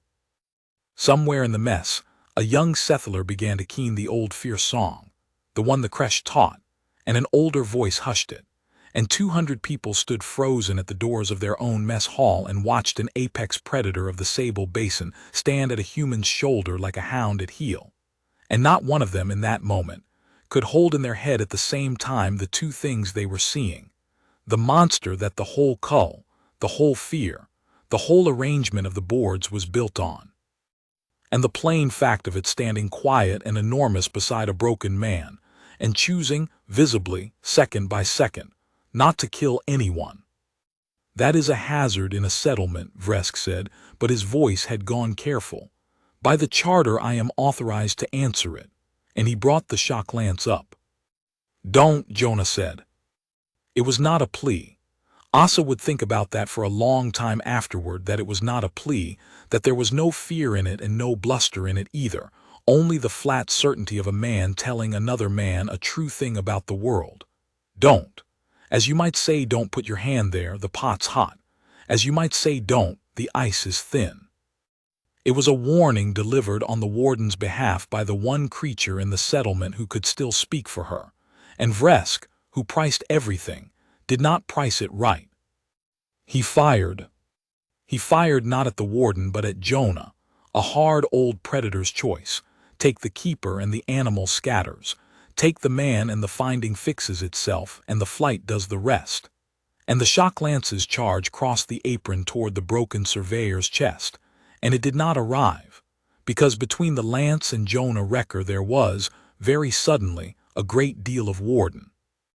What happened next happened faster than the eye could hold, and Asa, who who spent her life reading the aftermath of violence off of bodies, reconstructed it later from what was left and from the crew's shattered accounts, and it came to this. Cole moved. She moved the way she had come down 200 meters of wall the day the shelf gave, the way she had taken the leaping scavenger out of the air over Jonah's arm, a thing too large to move that fast, moving that fast, and she put herself into the space where the charge was going and took it across the bone plate of her shoulder, where it did nothing but make her furious. And then she was in among the line of lances, and the line of lances stopped being a line. It was not gore. That was the thing the crews could never quite convey afterward, and the thing that unsettled them most in the telling, that it was not a massacre, that the warden did not fall on the crew like a beast in the fierce songs and rend them. It was worse than that in a way because it was precise. She went through the 6 of them like a hand sweeping a table clear, and she broke the lances, and she broke, with a great deal of care and no more force than the task required, the arms that held them, and she put 5 hard old concerned security men on the ground of their own apron, disarmed and moaning and entirely alive. Because the man at her shoulder had said easy and their mind to her every night for 15 nights, and a warden that has been told easy for 15 nights does not forget it in one dawn. And the 6th? The 6th was Vresk, and Vresk, hard and old and unwilling to be swept, had drawn a sidearm, a real one, a slug thrower, and had it coming up toward the man, and Cole took him last and she did not sweep him. She closed one forelimb around him the way she'd closed it around the leaping scavenger, and lifted him off the apron, and held him up in front of her pale flat eyes, 3 meters off the ground, the sidearm falling from a hand that had lost all its arithmetic, and she looked at him, and the whole station held its breath, and Jonah Wrecker limped forward 2 steps on his broken leg and put one filthy hand flat on the warden's foreleg. "Easy girl," he said, low, bored, the farm voice, "not in pieces. We might need him to talk." And Cole held Vresk up in the gray dawn a moment longer, letting him understand, letting 200 witnesses understand, exactly how thin the ice had been, and exactly whose word had kept him from going through it. And then she set the security chief of Hable Deep Station down on the apron on his back, not gently and not hard, the way you set down a thing you have decided not to bother with, and stepped back to Jonah's bad side and put her shoulder against him. And the grind in her chest dropped to the low, idle rumble that Asa had learned meant she is watching. Do not make her wrong. For a moment, nothing on the apron moved. Then, at the mess doors, an old settler laborer, gray, bent someone's creche elder, a woman who had drawn a warden's mark on 100 maps and taught 100 children to fear it, lowered herself slowly, painfully, onto the plates of her knees and put her 4 eyes down and said into the gray silence the thing that the whole station had been unable to say. It kept him. Her old voice cracked on it. The deep kept him, and it came up to keep him still. It is not the thing we were told. It is not the thing we were told.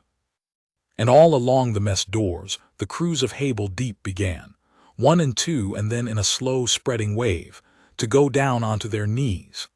Not to the warden, Asa understood, and not quite to the man, but to the fact of them, to the impossible plain fact standing on the apron in the dawn, the broken human and the apex that kept him, and the 2 seasons of fierce songs coming apart in every chest at once.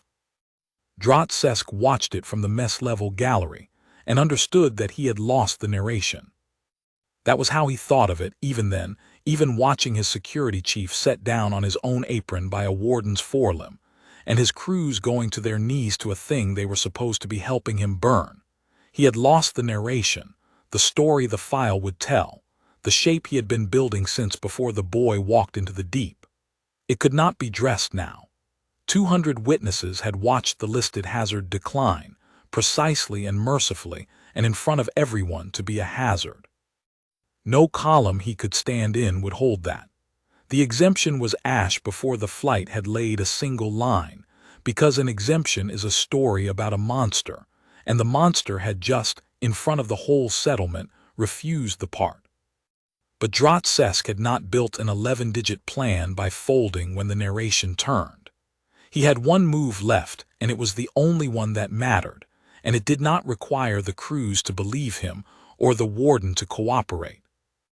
It required only that a certain packet not reach a certain hub before a certain flight laid a certain line, because a contested finding suspends a cull, but a cull already laid does not unburn, and a burned basin does not testify, and a review of ash is a review of nothing. Let the crews kneel. Let the story turn. If the line came down on schedule in the next 15 minutes, the water went into the ground with the wardens and the man and the truth, and a poisoned frontier was a slow thing, a thing of seasons and reviews and glyphs, a thing Drotsesk knew how to survive. The narration he could lose, the basin he could not let live. The relay was the whole game. It had always been the whole game. Drotsesk turned from the gallery and went quickly, quietly down toward the mid-bay, where his sealed door stood between a broken surveyor and the one channel in the settlement he could not throttle. And he keyed, as he went, the override that would purge the mid-bay relay's outbound queue, buying himself the minutes, because if the boy could not send, the flight would send for him in fire, rim to rim, at dawn. The crews parted for them. That was the thing Asa Vel would carry out of that dawn and keep for the rest of her life. Not the warden setting down the security chief, not the line of broken lances, but the way 200 settler who had come to the mess doors to watch a monster stepped back, without being told, to let the monster through. Cole walked up the center of the mess hall with Jonah limping at her shoulder and Asa and Baloo and Cortez behind, and the crews pressed themselves to the walls and the tables and looked down, and no one reached for a lance, and no one keened the fierce song, and the great black shape moved down the aisle of her own accord, as if the settlement had always had a lane cut through it for exactly this, and Asa understood that the boards had not just been crossed. They had been redrawn in the space of one dawn, by a warden walking a straight line through a room full of people who had chosen, all at once, to make her a straight line to walk. The cubs came too.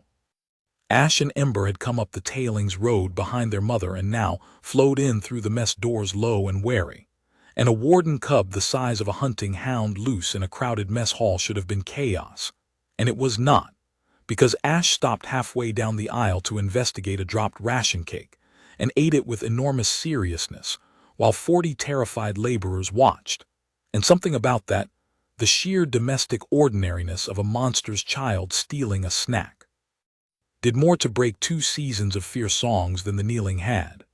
Asa heard, somewhere behind her, a young settler laugh, one cracked, astonished note, and then bite it off in horror, and it was the most human sound she'd heard a settler make.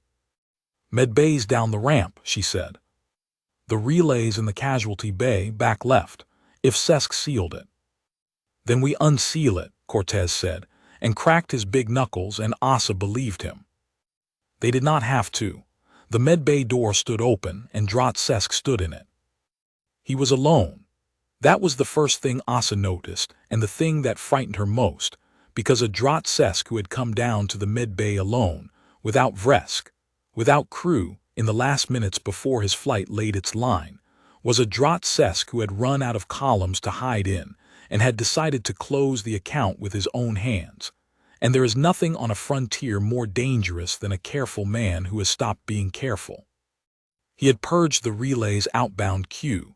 She could see the console behind him, the queue light dead, and he stood in the doorway of her own casualty bay with a cutting tool in one hand, the kind used to open crashed hulls, that threw a filament of light a hand's breadth long and went through plate steel like water, and he looked at the 4 of them and the warden and did not raise it and did not lower it. "You cannot file," he said. "The queue is purged. The flight lays its line in 11 minutes. By the time you rebuild a packet and route it to the hub, there will be no basin left to contest a finding about." He said it flatly, a man reading a column. "It is done, surveyor. You are a remarkable man, and you have made a remarkable mess, and none of it matters, because the water goes into the ground in 11 minutes and a slow poison is a survivable thing, and you are the only fast one left." His 4 eyes moved once to the warden, and something in them that was almost admiration and almost grief. I did not want the animal part, for what it is worth. I wanted a number. The animal was only ever in the way of the number. The queue's not the only way to send, Asa said. Sesk looked at her. Casualty priority, Asa said, and heard her own voice come out steady, the creche school steady, the steadiness of a med-tech who has finally, after 2 seasons, found the fire she can see. The medbay relay has a casualty priority channel. It routes around the queue. It routes around the overseer. It is the channel a med-tech uses to send a mass casualty declaration when the overseer is the casualty or the cause. You cannot purge it, Drott. You were never able to purge it. It was the one thing on this station you did not own, and I have had the code for 2 seasons, and I have never once had a casualty big enough to use it. She looked at him. I have one now. 200 people drinking a poisoned well and a flight coming to make it certain. That is a mass casualty. And the man beside me is a licensed surveyor filing a contest, and I am going to send it out over the one channel your money could not buy. And there is exactly one thing standing between me and that console, and it is you. And you are holding a hull cutter in a room full of people who have stopped being afraid. For one held breath, Drotsesk stood in the doorway and did the arithmetic. Asa watched him do it. She watched the careful predator price the room. The warden, the drill hand, the foreman, the med-tech, the crews gathering at the top of the ramp behind them, the 11 minutes, the console, the code he could not purge, and she watched him arrive at the total. And she watched, for the first time, Drotsesk fail to flinch from a total the way Jonah Recker never flinched, and choose instead to burn the whole column down rather than read it. He lunged. Not at Jonah, and not at the warden. He was not a fool, even now, but at Asa, at the med-tech, at the one creature in the room who carried the code. The hull cutter's filament of light coming up and across in a stroke that would have opened her from shoulder to hip. A stroke calculated to end the casualty channel by ending the only casualty who could open it. And Cole was there. She had been watching Asa the way she watched everything the man she kept had decided was his, and the med-tech was his now, marked his by 15 nights of easy, they're mine. And when the overseer's light came up toward the thing at Jonah's back that Jonah had claimed, the warden moved. She did not sweep and she did not lift. She took the arm, the whole arm, the one holding the cutter in her jaws, above the elbow, and she closed once with a great deal of care and no more force than the task required. And Drotsesk went down onto the floor of the casualty bay screaming with the hull cutter clattering away dead across the deck, and his cutting arm ruined below the shoulder.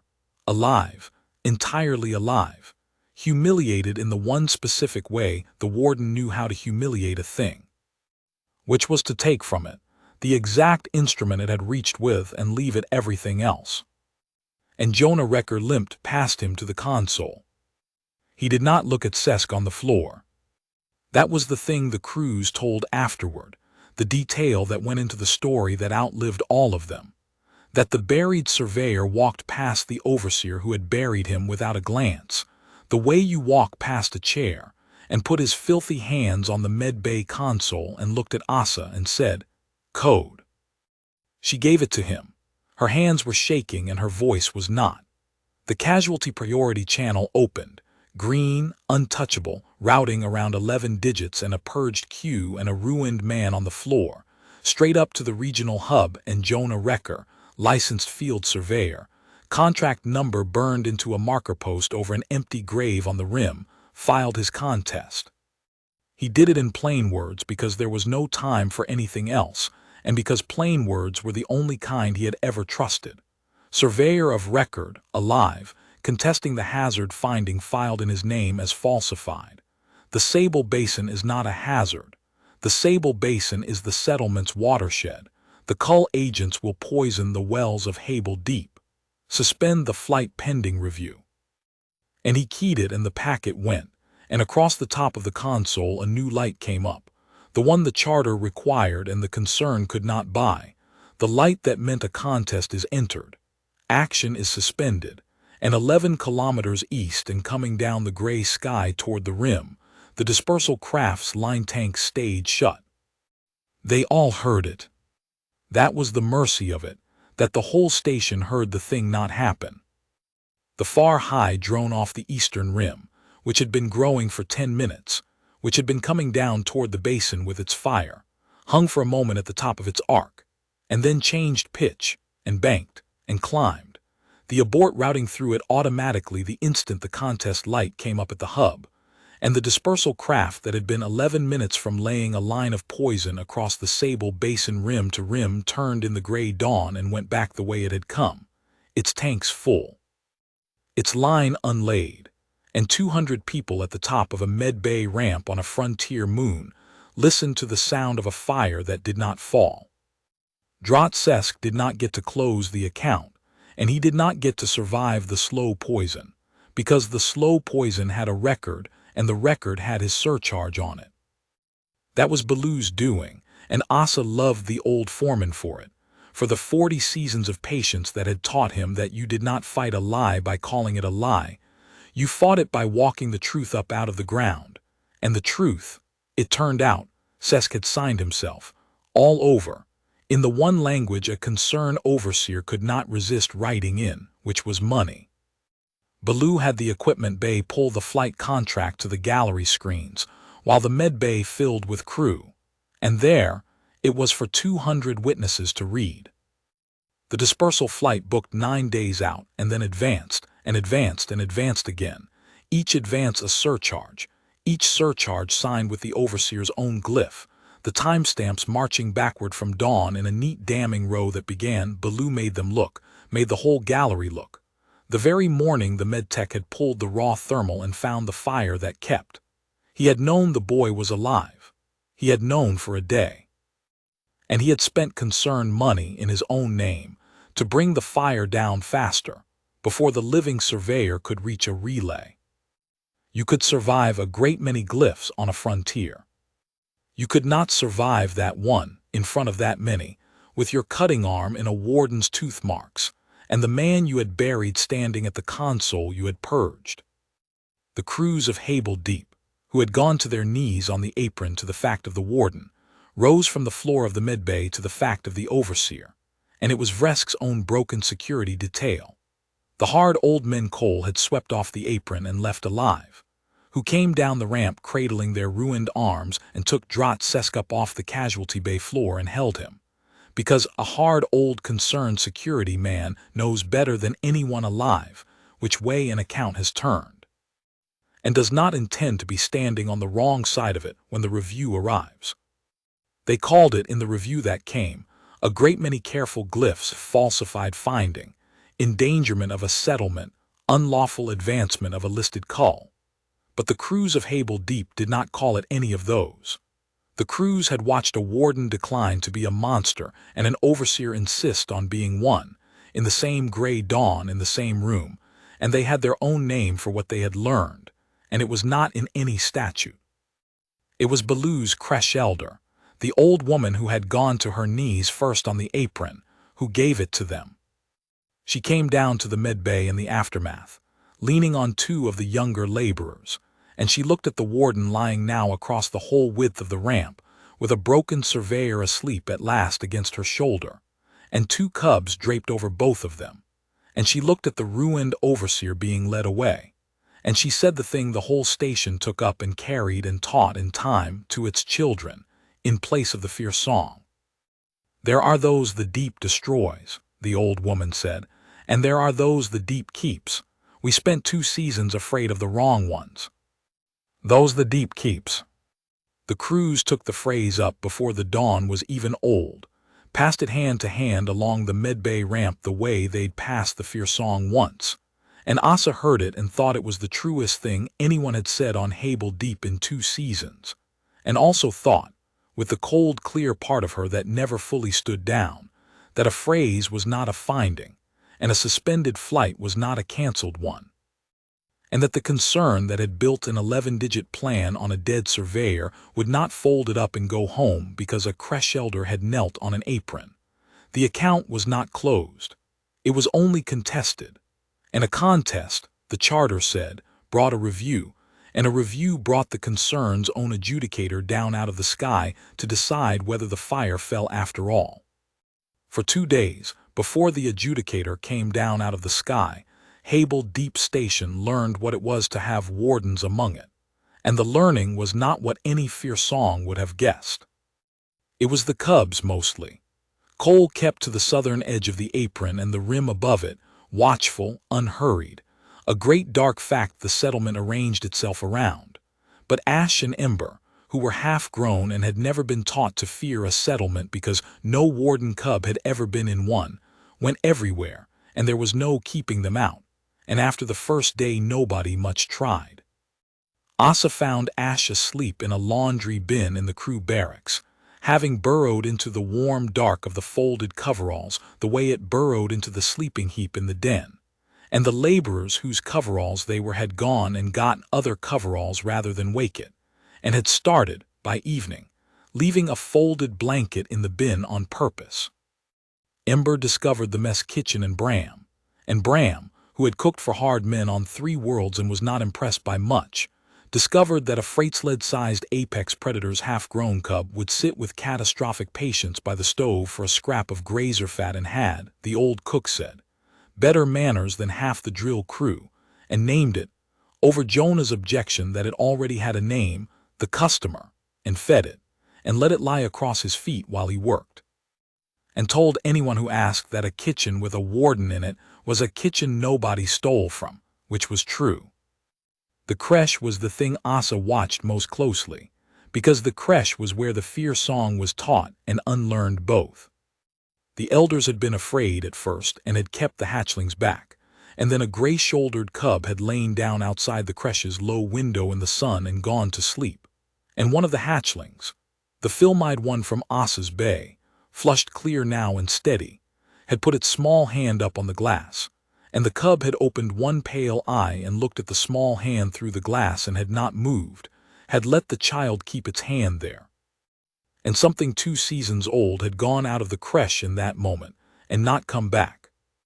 By the 2nd day, the elders were teaching the hatchlings the keep mark instead of the fear song, and the hatchlings were drawing wardens on their slates, lopsided and enormous and gentle, and the creche elder who had knelt first on the apron sat in the sun by the sleeping cub and drew the new glyph with her bent old hand for any child who asked, over and over, here the deep chooses. Jonah stayed at the edge of it mostly and let it happen, and did not try to explain the wardens to the settlement or the settlement to the wardens, because he had learned in 15 days at the bottom of the deep that you did not explain a thing like this. You only stood in it and let it be true until the people around you ran out of reasons to pretend it wasn't. He mended in those 2 days. Asa splinted the leg properly at last, and fed him something that was not raw grazer, and watched the gaunt 15 days in the deep look ease off him by degrees, but he did not sleep in the med bay or the barracks. He slept on the apron, against the warden's flank, with the cubs across his legs, because that was where he slept now, and Cole would not have settled anywhere she could not put her heat along his side, and the settlement stopped remarking on it after the first night. The way you stop remarking on the shape of a thing once you understand it is simply the shape the thing is. It could not last, and everyone knew it could not last, because the flight had only been suspended and the adjudicator was coming, and a settlement that had watched a warden decline to be a monster still had to watch a concerned judicial officer decide whether the monster got to keep on declining. But for 2 days, Hable Deep Station lived inside the thing the fear had never let it imagine. A frontier where the apex at the bottom of the dark was not the enemy at the gate, but the strange, fierce neighbor who had, when it came down to it, chosen them. And Asavel thought, watching a hatchling press its hand to the glass over a sleeping predator, that whatever the adjudicator ruled, the settlement had already changed past any ruling, and that some findings the creche elders make with their bent hands outlast any that come down out of the sky. The adjudicator came down out of the sky 2 days later in a clean gray concern cutter that landed on the apron where the lances had been, and she did not kneel to anything. Her name was Sendral, and she was the concern's judicial arm made flesh, high-caste settler. Her plates lacquered a deep formal charcoal, 4 eyes that had read 10,000 findings, and believed none of them until the columns closed. She had come to review a contested call, which was a routine matter, and she had been briefed on the way down that the settlement had suffered a hysteria, that a listed hazard had breached the boards, that an overseer of 40 seasons good standing had been assaulted by the animal and deposed by a mob, and that a contract surveyor presumed dead had reappeared and would say anything to justify the 15 days he had spent, by his own account, living inside a predator's den. She had read Drat Sesk's file. It was clean. She had read Jonah Recker's contract. It was thin. She had made on the way down no decision, because Sendral did not make decisions on the way down, but she had a shape in her mind of how the finding usually went when a settlement got frightened and a company got embarrassed, and the shape did not, as a rule, favor the frightened.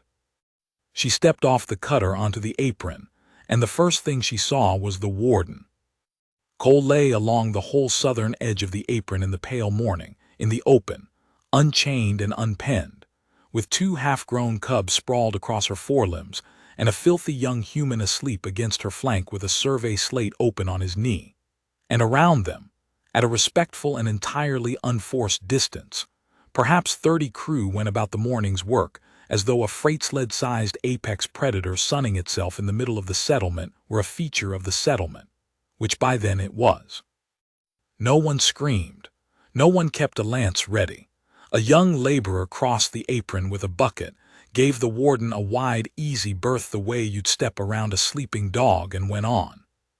Sendral stood at the foot of her cutter's ramp and understood in the first 10 seconds that she had been briefed wrong about the shape of the thing, and she disliked, professionally, being briefed wrong, and she filed the dislike where it belonged, which was against whoever had briefed her. Adjudicator. Asavel had come to meet her in a clean medtech's coat with the old foreman Baloo a pace behind. I'm the medical officer of record. I filed the death, and I filed the mass casualty declaration that carried the contest. Everything I logged is available to you, raw, including the parts that make me look worst. Sendral looked at the young medtech with all 4 eyes, which she did not often bother to do. That is an unusual offer. Most people who bring me their logs have curated them. I'm not most people, Asa said. I put my mark on a death that wasn't real because the overseer signed the finding and the rule is the medtech logs it. I've had 2 days to decide how I feel about that rule. I'd rather you saw everything and judged me on the whole of it than if you find the ugly part yourself and wonder what else I hid. She held the adjudicator's gaze. That's the only way I know to be believed about the part that matters, which is the water. Something in Sendral's charcoal face shifted a fraction, the first small recalibration of a professional who has met a witness that does not behave like a guilty one. The water, she said. Yes. The contest asserts the basin is the settlement's watershed and the cull agents would poison the wells. That is a serious assertion. It is also, at present, an assertion. A stick drawing on a rock and a surveyor's word are not a finding, and a surveyor with 15 days in a predator's den and a strong motive to be believed is not, forgive me, an unimpeachable instrument. She glanced past Asa to the sleeping man against the warden's flank. Wake him. If he wants me to suspend a lawful cull on the strength of his word about the water, he can prove the water, and he can prove it to my eyes in the ground, or the flight I aborted comes back and finishes its line, and the review closes with a note that the settlement was hysterical and the surveyor was traumatized. I did not fly out here to bless a folk tale. He'll prove it, said Baloo. In the deep, said Sesk. No, Sesk was gone. It was Cortez, the big drill hand, come up quiet the way the settler did, and Asa had not heard him either. He'll prove it in the deep, adjudicator, because that's where the water is, and if you want to see it in the ground, you'll have to go where the ground is. He looked at her steadily. Down there, where the warden's den. Sendral did not blink. Then I will go down there, she said, and I will see the water in the ground, or I will see a surveyor fail to show it to me. Either way, I will have a finding by nightfall, and it will be an honest one, which is more than this settlement has had in some time." She started toward the sleeping man, and Asa moved to stop her and was too slow, and so it was the adjudicator herself who walked up to within 2 body lengths of the warden before anyone could tell her not to. Cole opened one pale eye. She did not lift her head. She did not grind. She simply opened one flat blue eye and looked at the high-caste stranger walking toward the man she kept, and the eye went dark and came back, once, and Sendral, who had faced down warlords' advocates and concerned directors, and had never in her life stopped walking toward a thing because it looked at her, stopped walking. "Adjudicator," Asa said quietly at her shoulder. "She's deciding whether you're his. Hold still and let her. It's how she reads everyone. It's not a threat, it's a question." For a long moment Sendral stood absolutely still on the apron of Hable Deep Station, and let an apex predator of the Sable Basin learn her by breath, the great blunt head lifting now, unhurried, the pull of air moving her lacquered plates, and the adjudicator's 4 eyes stayed open the whole time, because Sendral did not close her eyes to a thing she was judging, even when the thing was judging her back. And when Cole had finished, and had laid her head back down across her cubs, and had, with a slow deliberateness that everyone on the apron felt, decided the stranger was not food and not threat but merely new, the adjudicator let out a breath she had not admitted to holding, and turned to Asa, and said, in a voice that had lost a very small but audible amount of its certainty, "That is not a tamed animal." "No," Asa said, "it isn't. That's the whole thing you were briefed wrong about, adjudicator. Nobody tamed her. She chose him. There's a difference, and it's the difference the whole finding turns on, and by nightfall you'll have seen it in the ground and in the eye both." She almost smiled. "You already saw half of it. She let you close because you didn't lie to her about what you were. She smells that. I don't know how. She smelled it on you before you'd said a word to any of us." Jonah Recker woke then, the way a man wakes when the thing he is sleeping against goes alert under him, and he sat up against the warden's flank with the survey slate sliding off his knee, and looked at the charcoal-plated stranger standing on the apron and took her in the cutter, the cast lacquer, the 4 cold reading eyes, and understood exactly what she was and exactly what she had come to do, and did not get up. Because a man does not scramble to his feet for a thing that has come to decide whether to burn his family. "You're the review," he said. "I am the review," said Sendral. "Then you'll want to see the water." Jonah closed the slate and reached for the survey stake, and Cole was already rising under him, unfolding up off the apron so that the whole southern edge of it seemed to stand, and the cubs tumbling awake, and 30 crew pausing in their morning work to watch. And Jonah Recker got up on his mending leg with a warden at his shoulder, and looked at the concern's adjudicator with the flat, tired steadiness that had outlasted a storm and a fall in 15 days of the deep. "It's a hard walk down, adjudicator, and the company you'll keep down there is not company you're used to.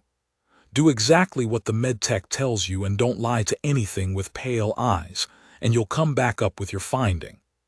"Fair."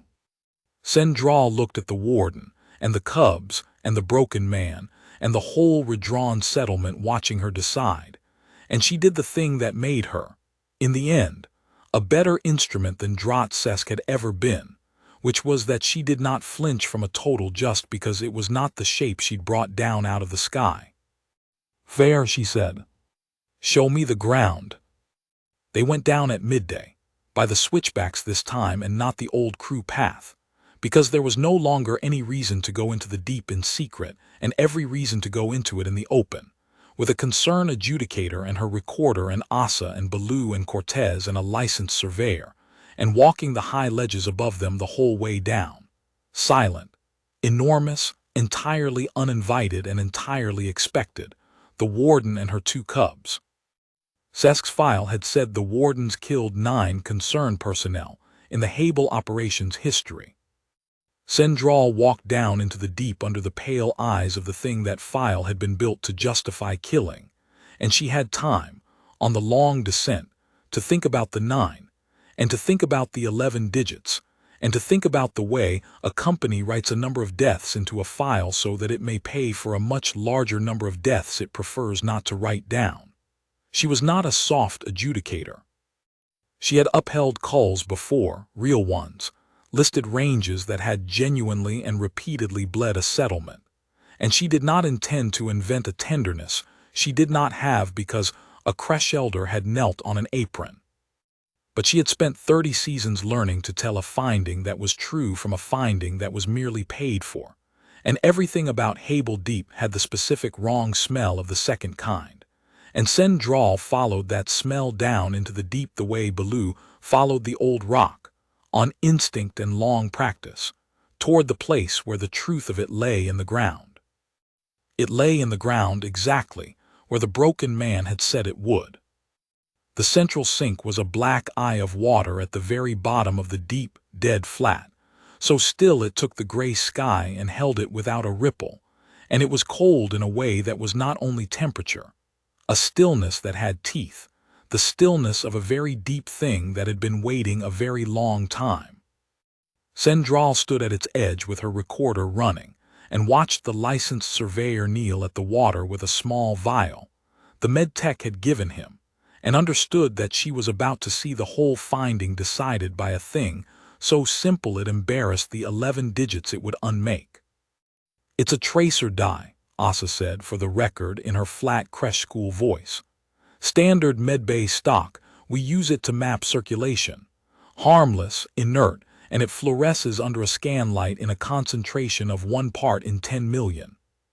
If the surveyor is right, and this sink feeds the south fracture, and the fracture runs east under the rim to the settlement wells, then this dye goes into this water now," she checked her chronometer, "and it comes up in the Hable Deep wells downstream, on its own, carried by nothing but the flow the concern says does not exist.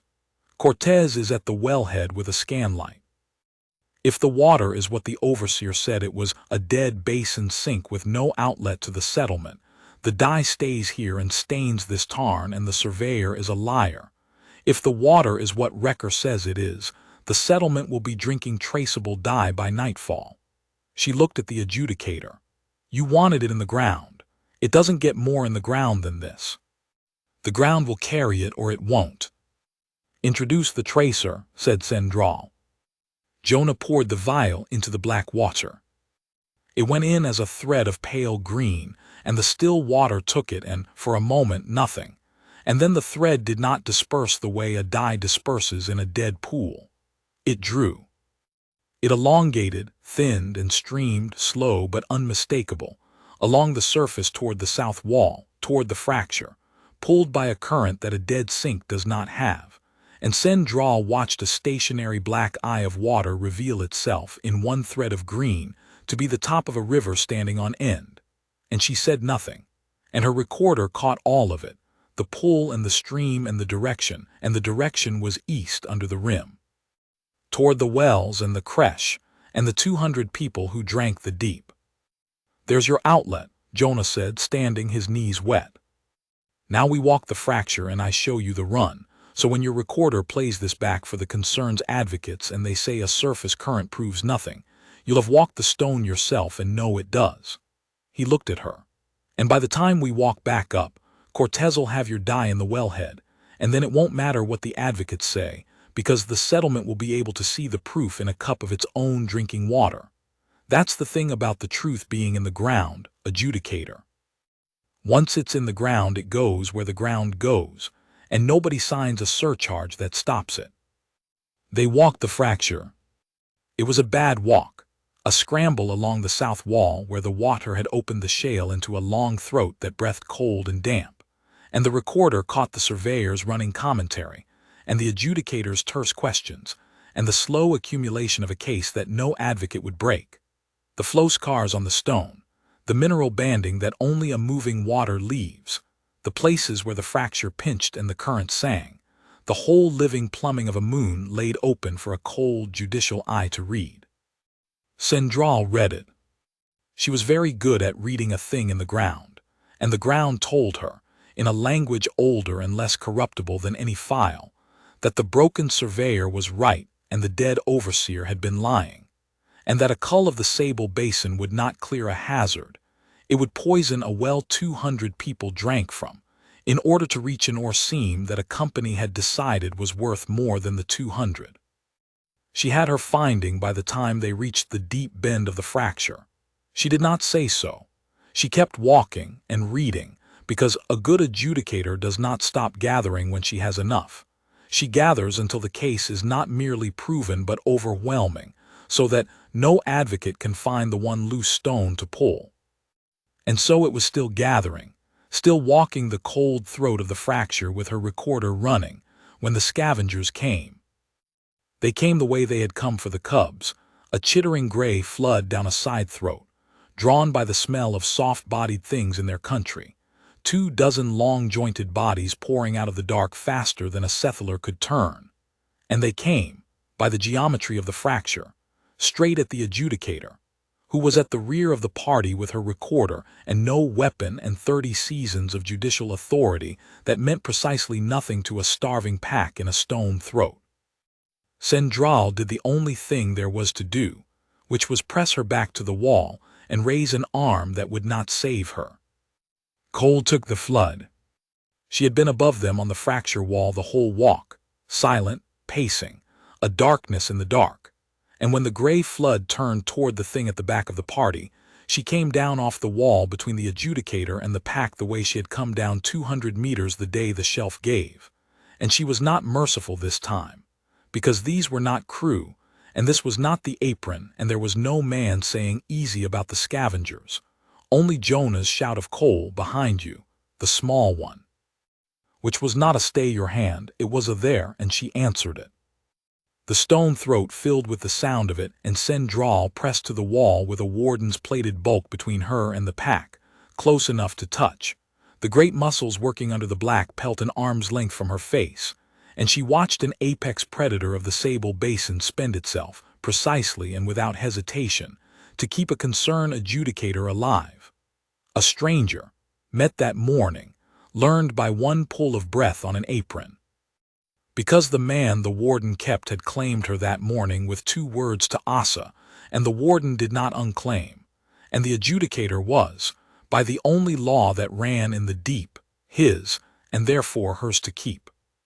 When it was over, the fracture was quiet and the pack was gone, up its side throat or into the killing, and Cole stood over the adjudicator blowing, the grind rolling in her chest, the pale eyes going dark and coming back, and then Jonah was there, limping, his hand on the warden's foreleg, low and flat.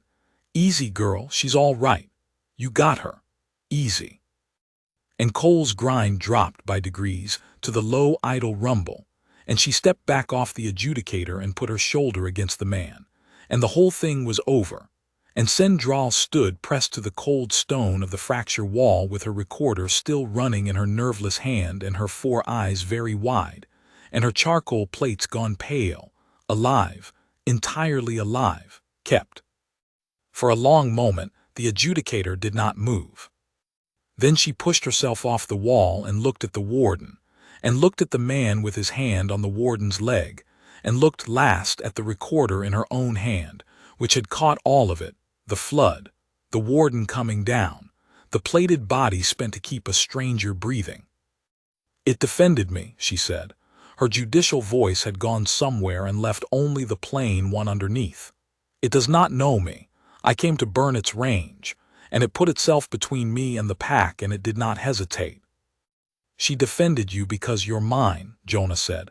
That's how it works. I don't get a vote and neither do you. She decided you were under my hand this morning on the apron, and a thing under my hand is a thing she keeps, and she keeps the way she does everything, which is all the way. He looked at her, tired and steady and streaked with the deep. That's the finding, adjudicator. Not the die and not the flow scars, though you'll want those for the file. The finding is standing right there with your recorder catching it. The concern told you the wardens are a hazard to this settlement. You just watched one hazard herself to keep you alive. You write that down honest, and there's no cull, and there's no cull because there was never a hazard. There was only a company that needed there to be one so it could reach the ore under the well. He turned to walk back up the fracture, and the warden turned with him, and he said, over his shoulder, the last of it, "Come on. Cortez'll have your die in the wellhead by now. Come see the truth come up out of the ground into a cup, and then go up top and rule." Sendral followed the broken man and the warden up out of the deep, and her recorder ran the whole way, and she did not say anything else, because a good adjudicator knows when she has her finding, and she had it, and it had been given to her not in a file or a column or an 11-digit number, but in a stone throat by a thing that did not know her and had kept her anyway. And there are some findings that do not need to be argued, only reported, and Sendral, who had come down out of the sky to bless a coal, went back up into the sky to bury one. The dye came up green in the wells, while the sun was still high. Cortez had rigged a scan light over the main wellhead on the apron, and the whole settlement gathered around it in the afternoon, the way settlements gather around the one thing that will settle an argument, and they watched the drill hand draw a cup of the station's own drinking water, the water from the creche taps, the water in the mess urns, the water 200 people had swallowed every day of their lives on Hable Deep without once asking where it started, and hold it under the scanlight. And the cup lit up green. Faint, 1 part in 10 million, but there under the light for anyone to see, the surveyor's tracer, poured into a dead black sink at the bottom of the deep 3 hours before, and carried east under the rim by a flow the concern had filed did not exist, arriving now in a cup on the apron, in the hand of an old cook who had said a grave ought to know what was under it. Bram held the green cup up so the creche could see it. "That's the deep," he said in his flat, carrying old voice. "That's what we drink. That's what they wanted to burn." He set the cup down very carefully, the way you set down a thing that has just told you the truth. "Man builds a grave," he said, "to know one and everyone ought to know what's under it." Sendral ruled at dusk, on the apron in the open, with the warden lying along the southern edge and her recorder playing the fracture back for anyone who doubted, and she did not soften a word of it. The hazard finding filed in the name of Jonah Recker was void.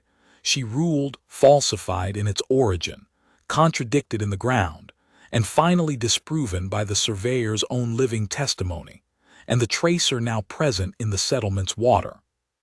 There was no imminent hazard to certify, because the wardens of the Sable Basin had killed no one who had kept to the boards, and had, in the presence of the reviewing adjudicator, twice declined to be the hazard the finding named, once on this apron, before 200 witnesses, and once in the fracture, in defense of the adjudicator's own life.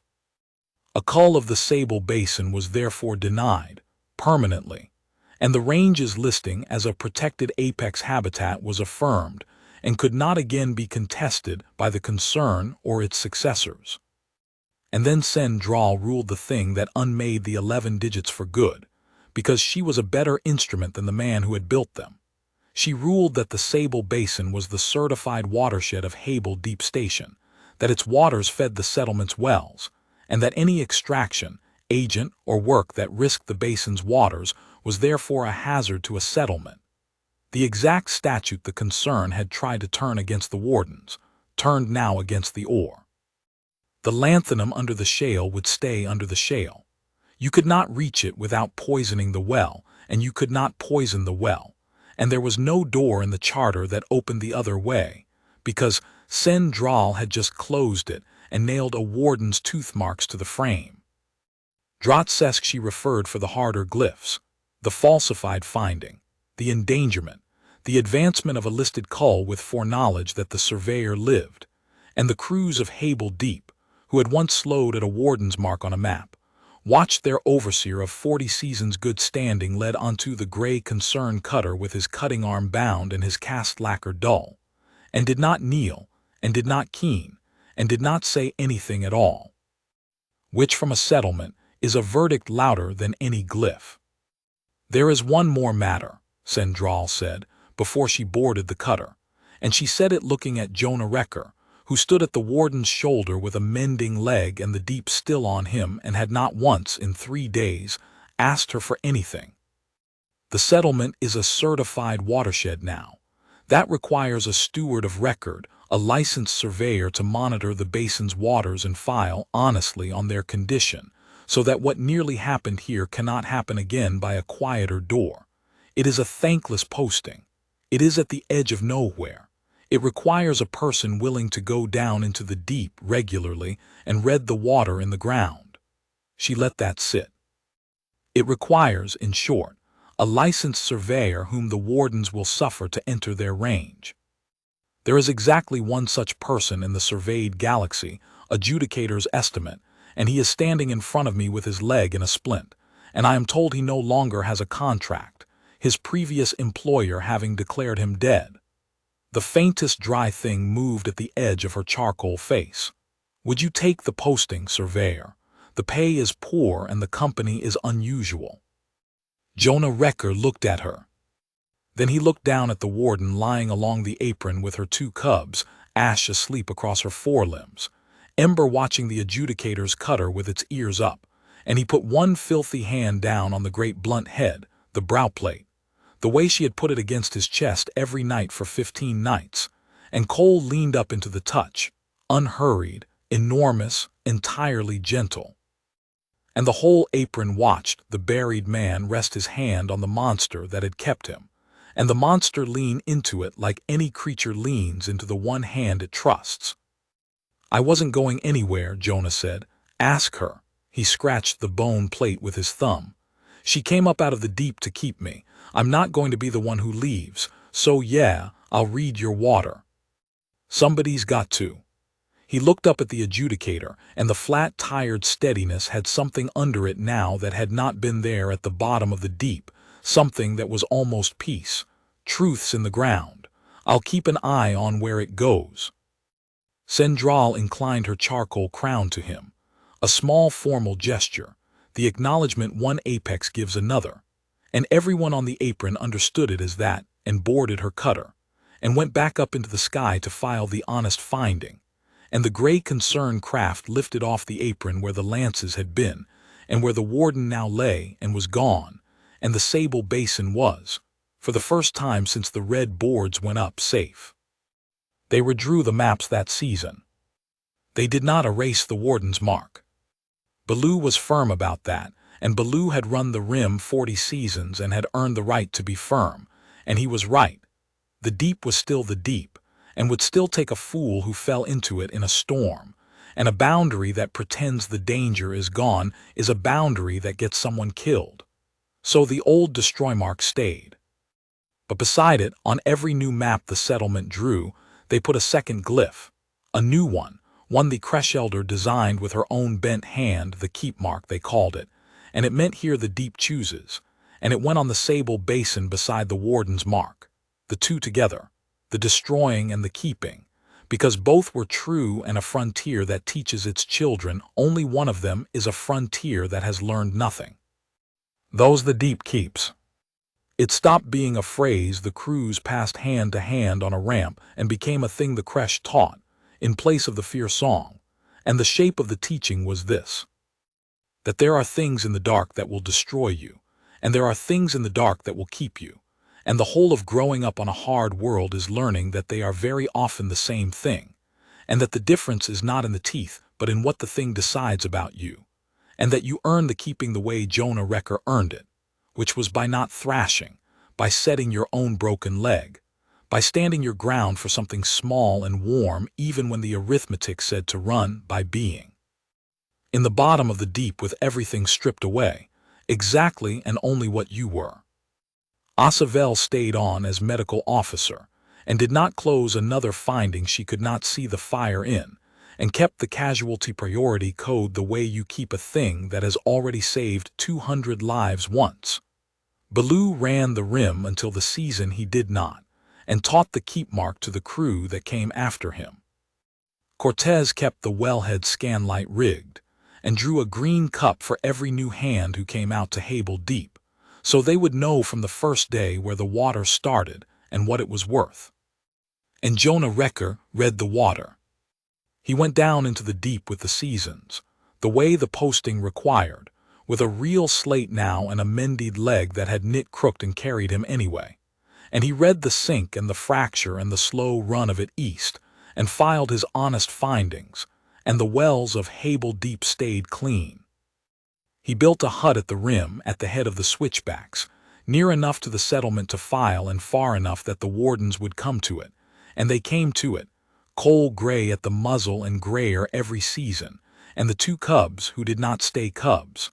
That was the thing the fierce songs had never told, because no one who saw it had lived to sing it. The cubs grew.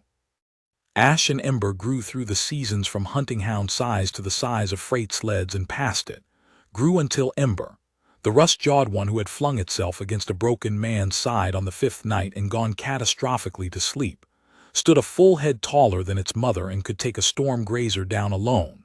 And still, when it came up to the rim hut in the evening, put its enormous blunt head down against Jonah Recker's chest, the brow plate once, feeling him breathe, feeling the furnace of him still going, before it lay down along his side the way it had when it was small enough to lift. He never lifted it now. It had never once in all the seasons lifted him. That had always been the arrangement, and Jonah understood it better every year. They would put a body between him and the cold, and they would come the length of the world in a heartbeat if he went down wrong, but they would not carry him, because he was not a cub, and a thing that keeps you is not a thing that carries you. It is a thing that makes sure the crawl does not kill you and then lets you crawl. On the day they finally pulled the marker post, the one with his contract number burned into it, standing all that time at the head of an empty grave on the stone knuckle above the deep. The whole settlement came up to the rim to see it done, because a grave with nothing in it is a question with a lid on it, and it was time to take the lid off. Jonah pulled it himself. He worked it out of the ground where the pallbearers had thudded it home the season they buried a folded coat and a helmet, and nothing that had been alive, and he stood there with his own grave marker in his 2 hands and looked down the 200 meters into the gray bowl of the deep, where the black eye of the sink held the sky, and where 3 warden shapes lay in the south folds in the last of the light, and he did not throw the marker away. He turned it around, and with the multi-blade he still carried, he cut a new mark into the wood under his contract number, the keep mark, the Creshelder's glyph. Here the deep chooses, and he set the post back into the ground at the rim at the boundary where it could be seen from the settlement and from the deep both, and he left it standing there, not a grave marker anymore and not a warning either, but the two together, the destroying and the keeping. The thing the whole world had gathered once to mourn, and had learned instead to leave alive. There, he said, to the warden gray at the muzzle who had come up the switchbacks to stand at his shoulder in the dusk, the way she had stood at his bad side every night since the shelf gave out from under him and handed him down to her. He put his hand on the brow plate. Now they know what's under it. Cole leaned up into his hand, unhurried, enormous, gentle, and down in the deep. The 2 grown cubs lifted their heads and whistled, thin and carrying, the sound that was nothing like their mother's silence. And Jonah Recker, whom a whole settlement had gathered to bury, stood at the rim of the country that had kept him with his hand on the head of the thing that should have killed him, and answered them, and went down in the last light to read the water home.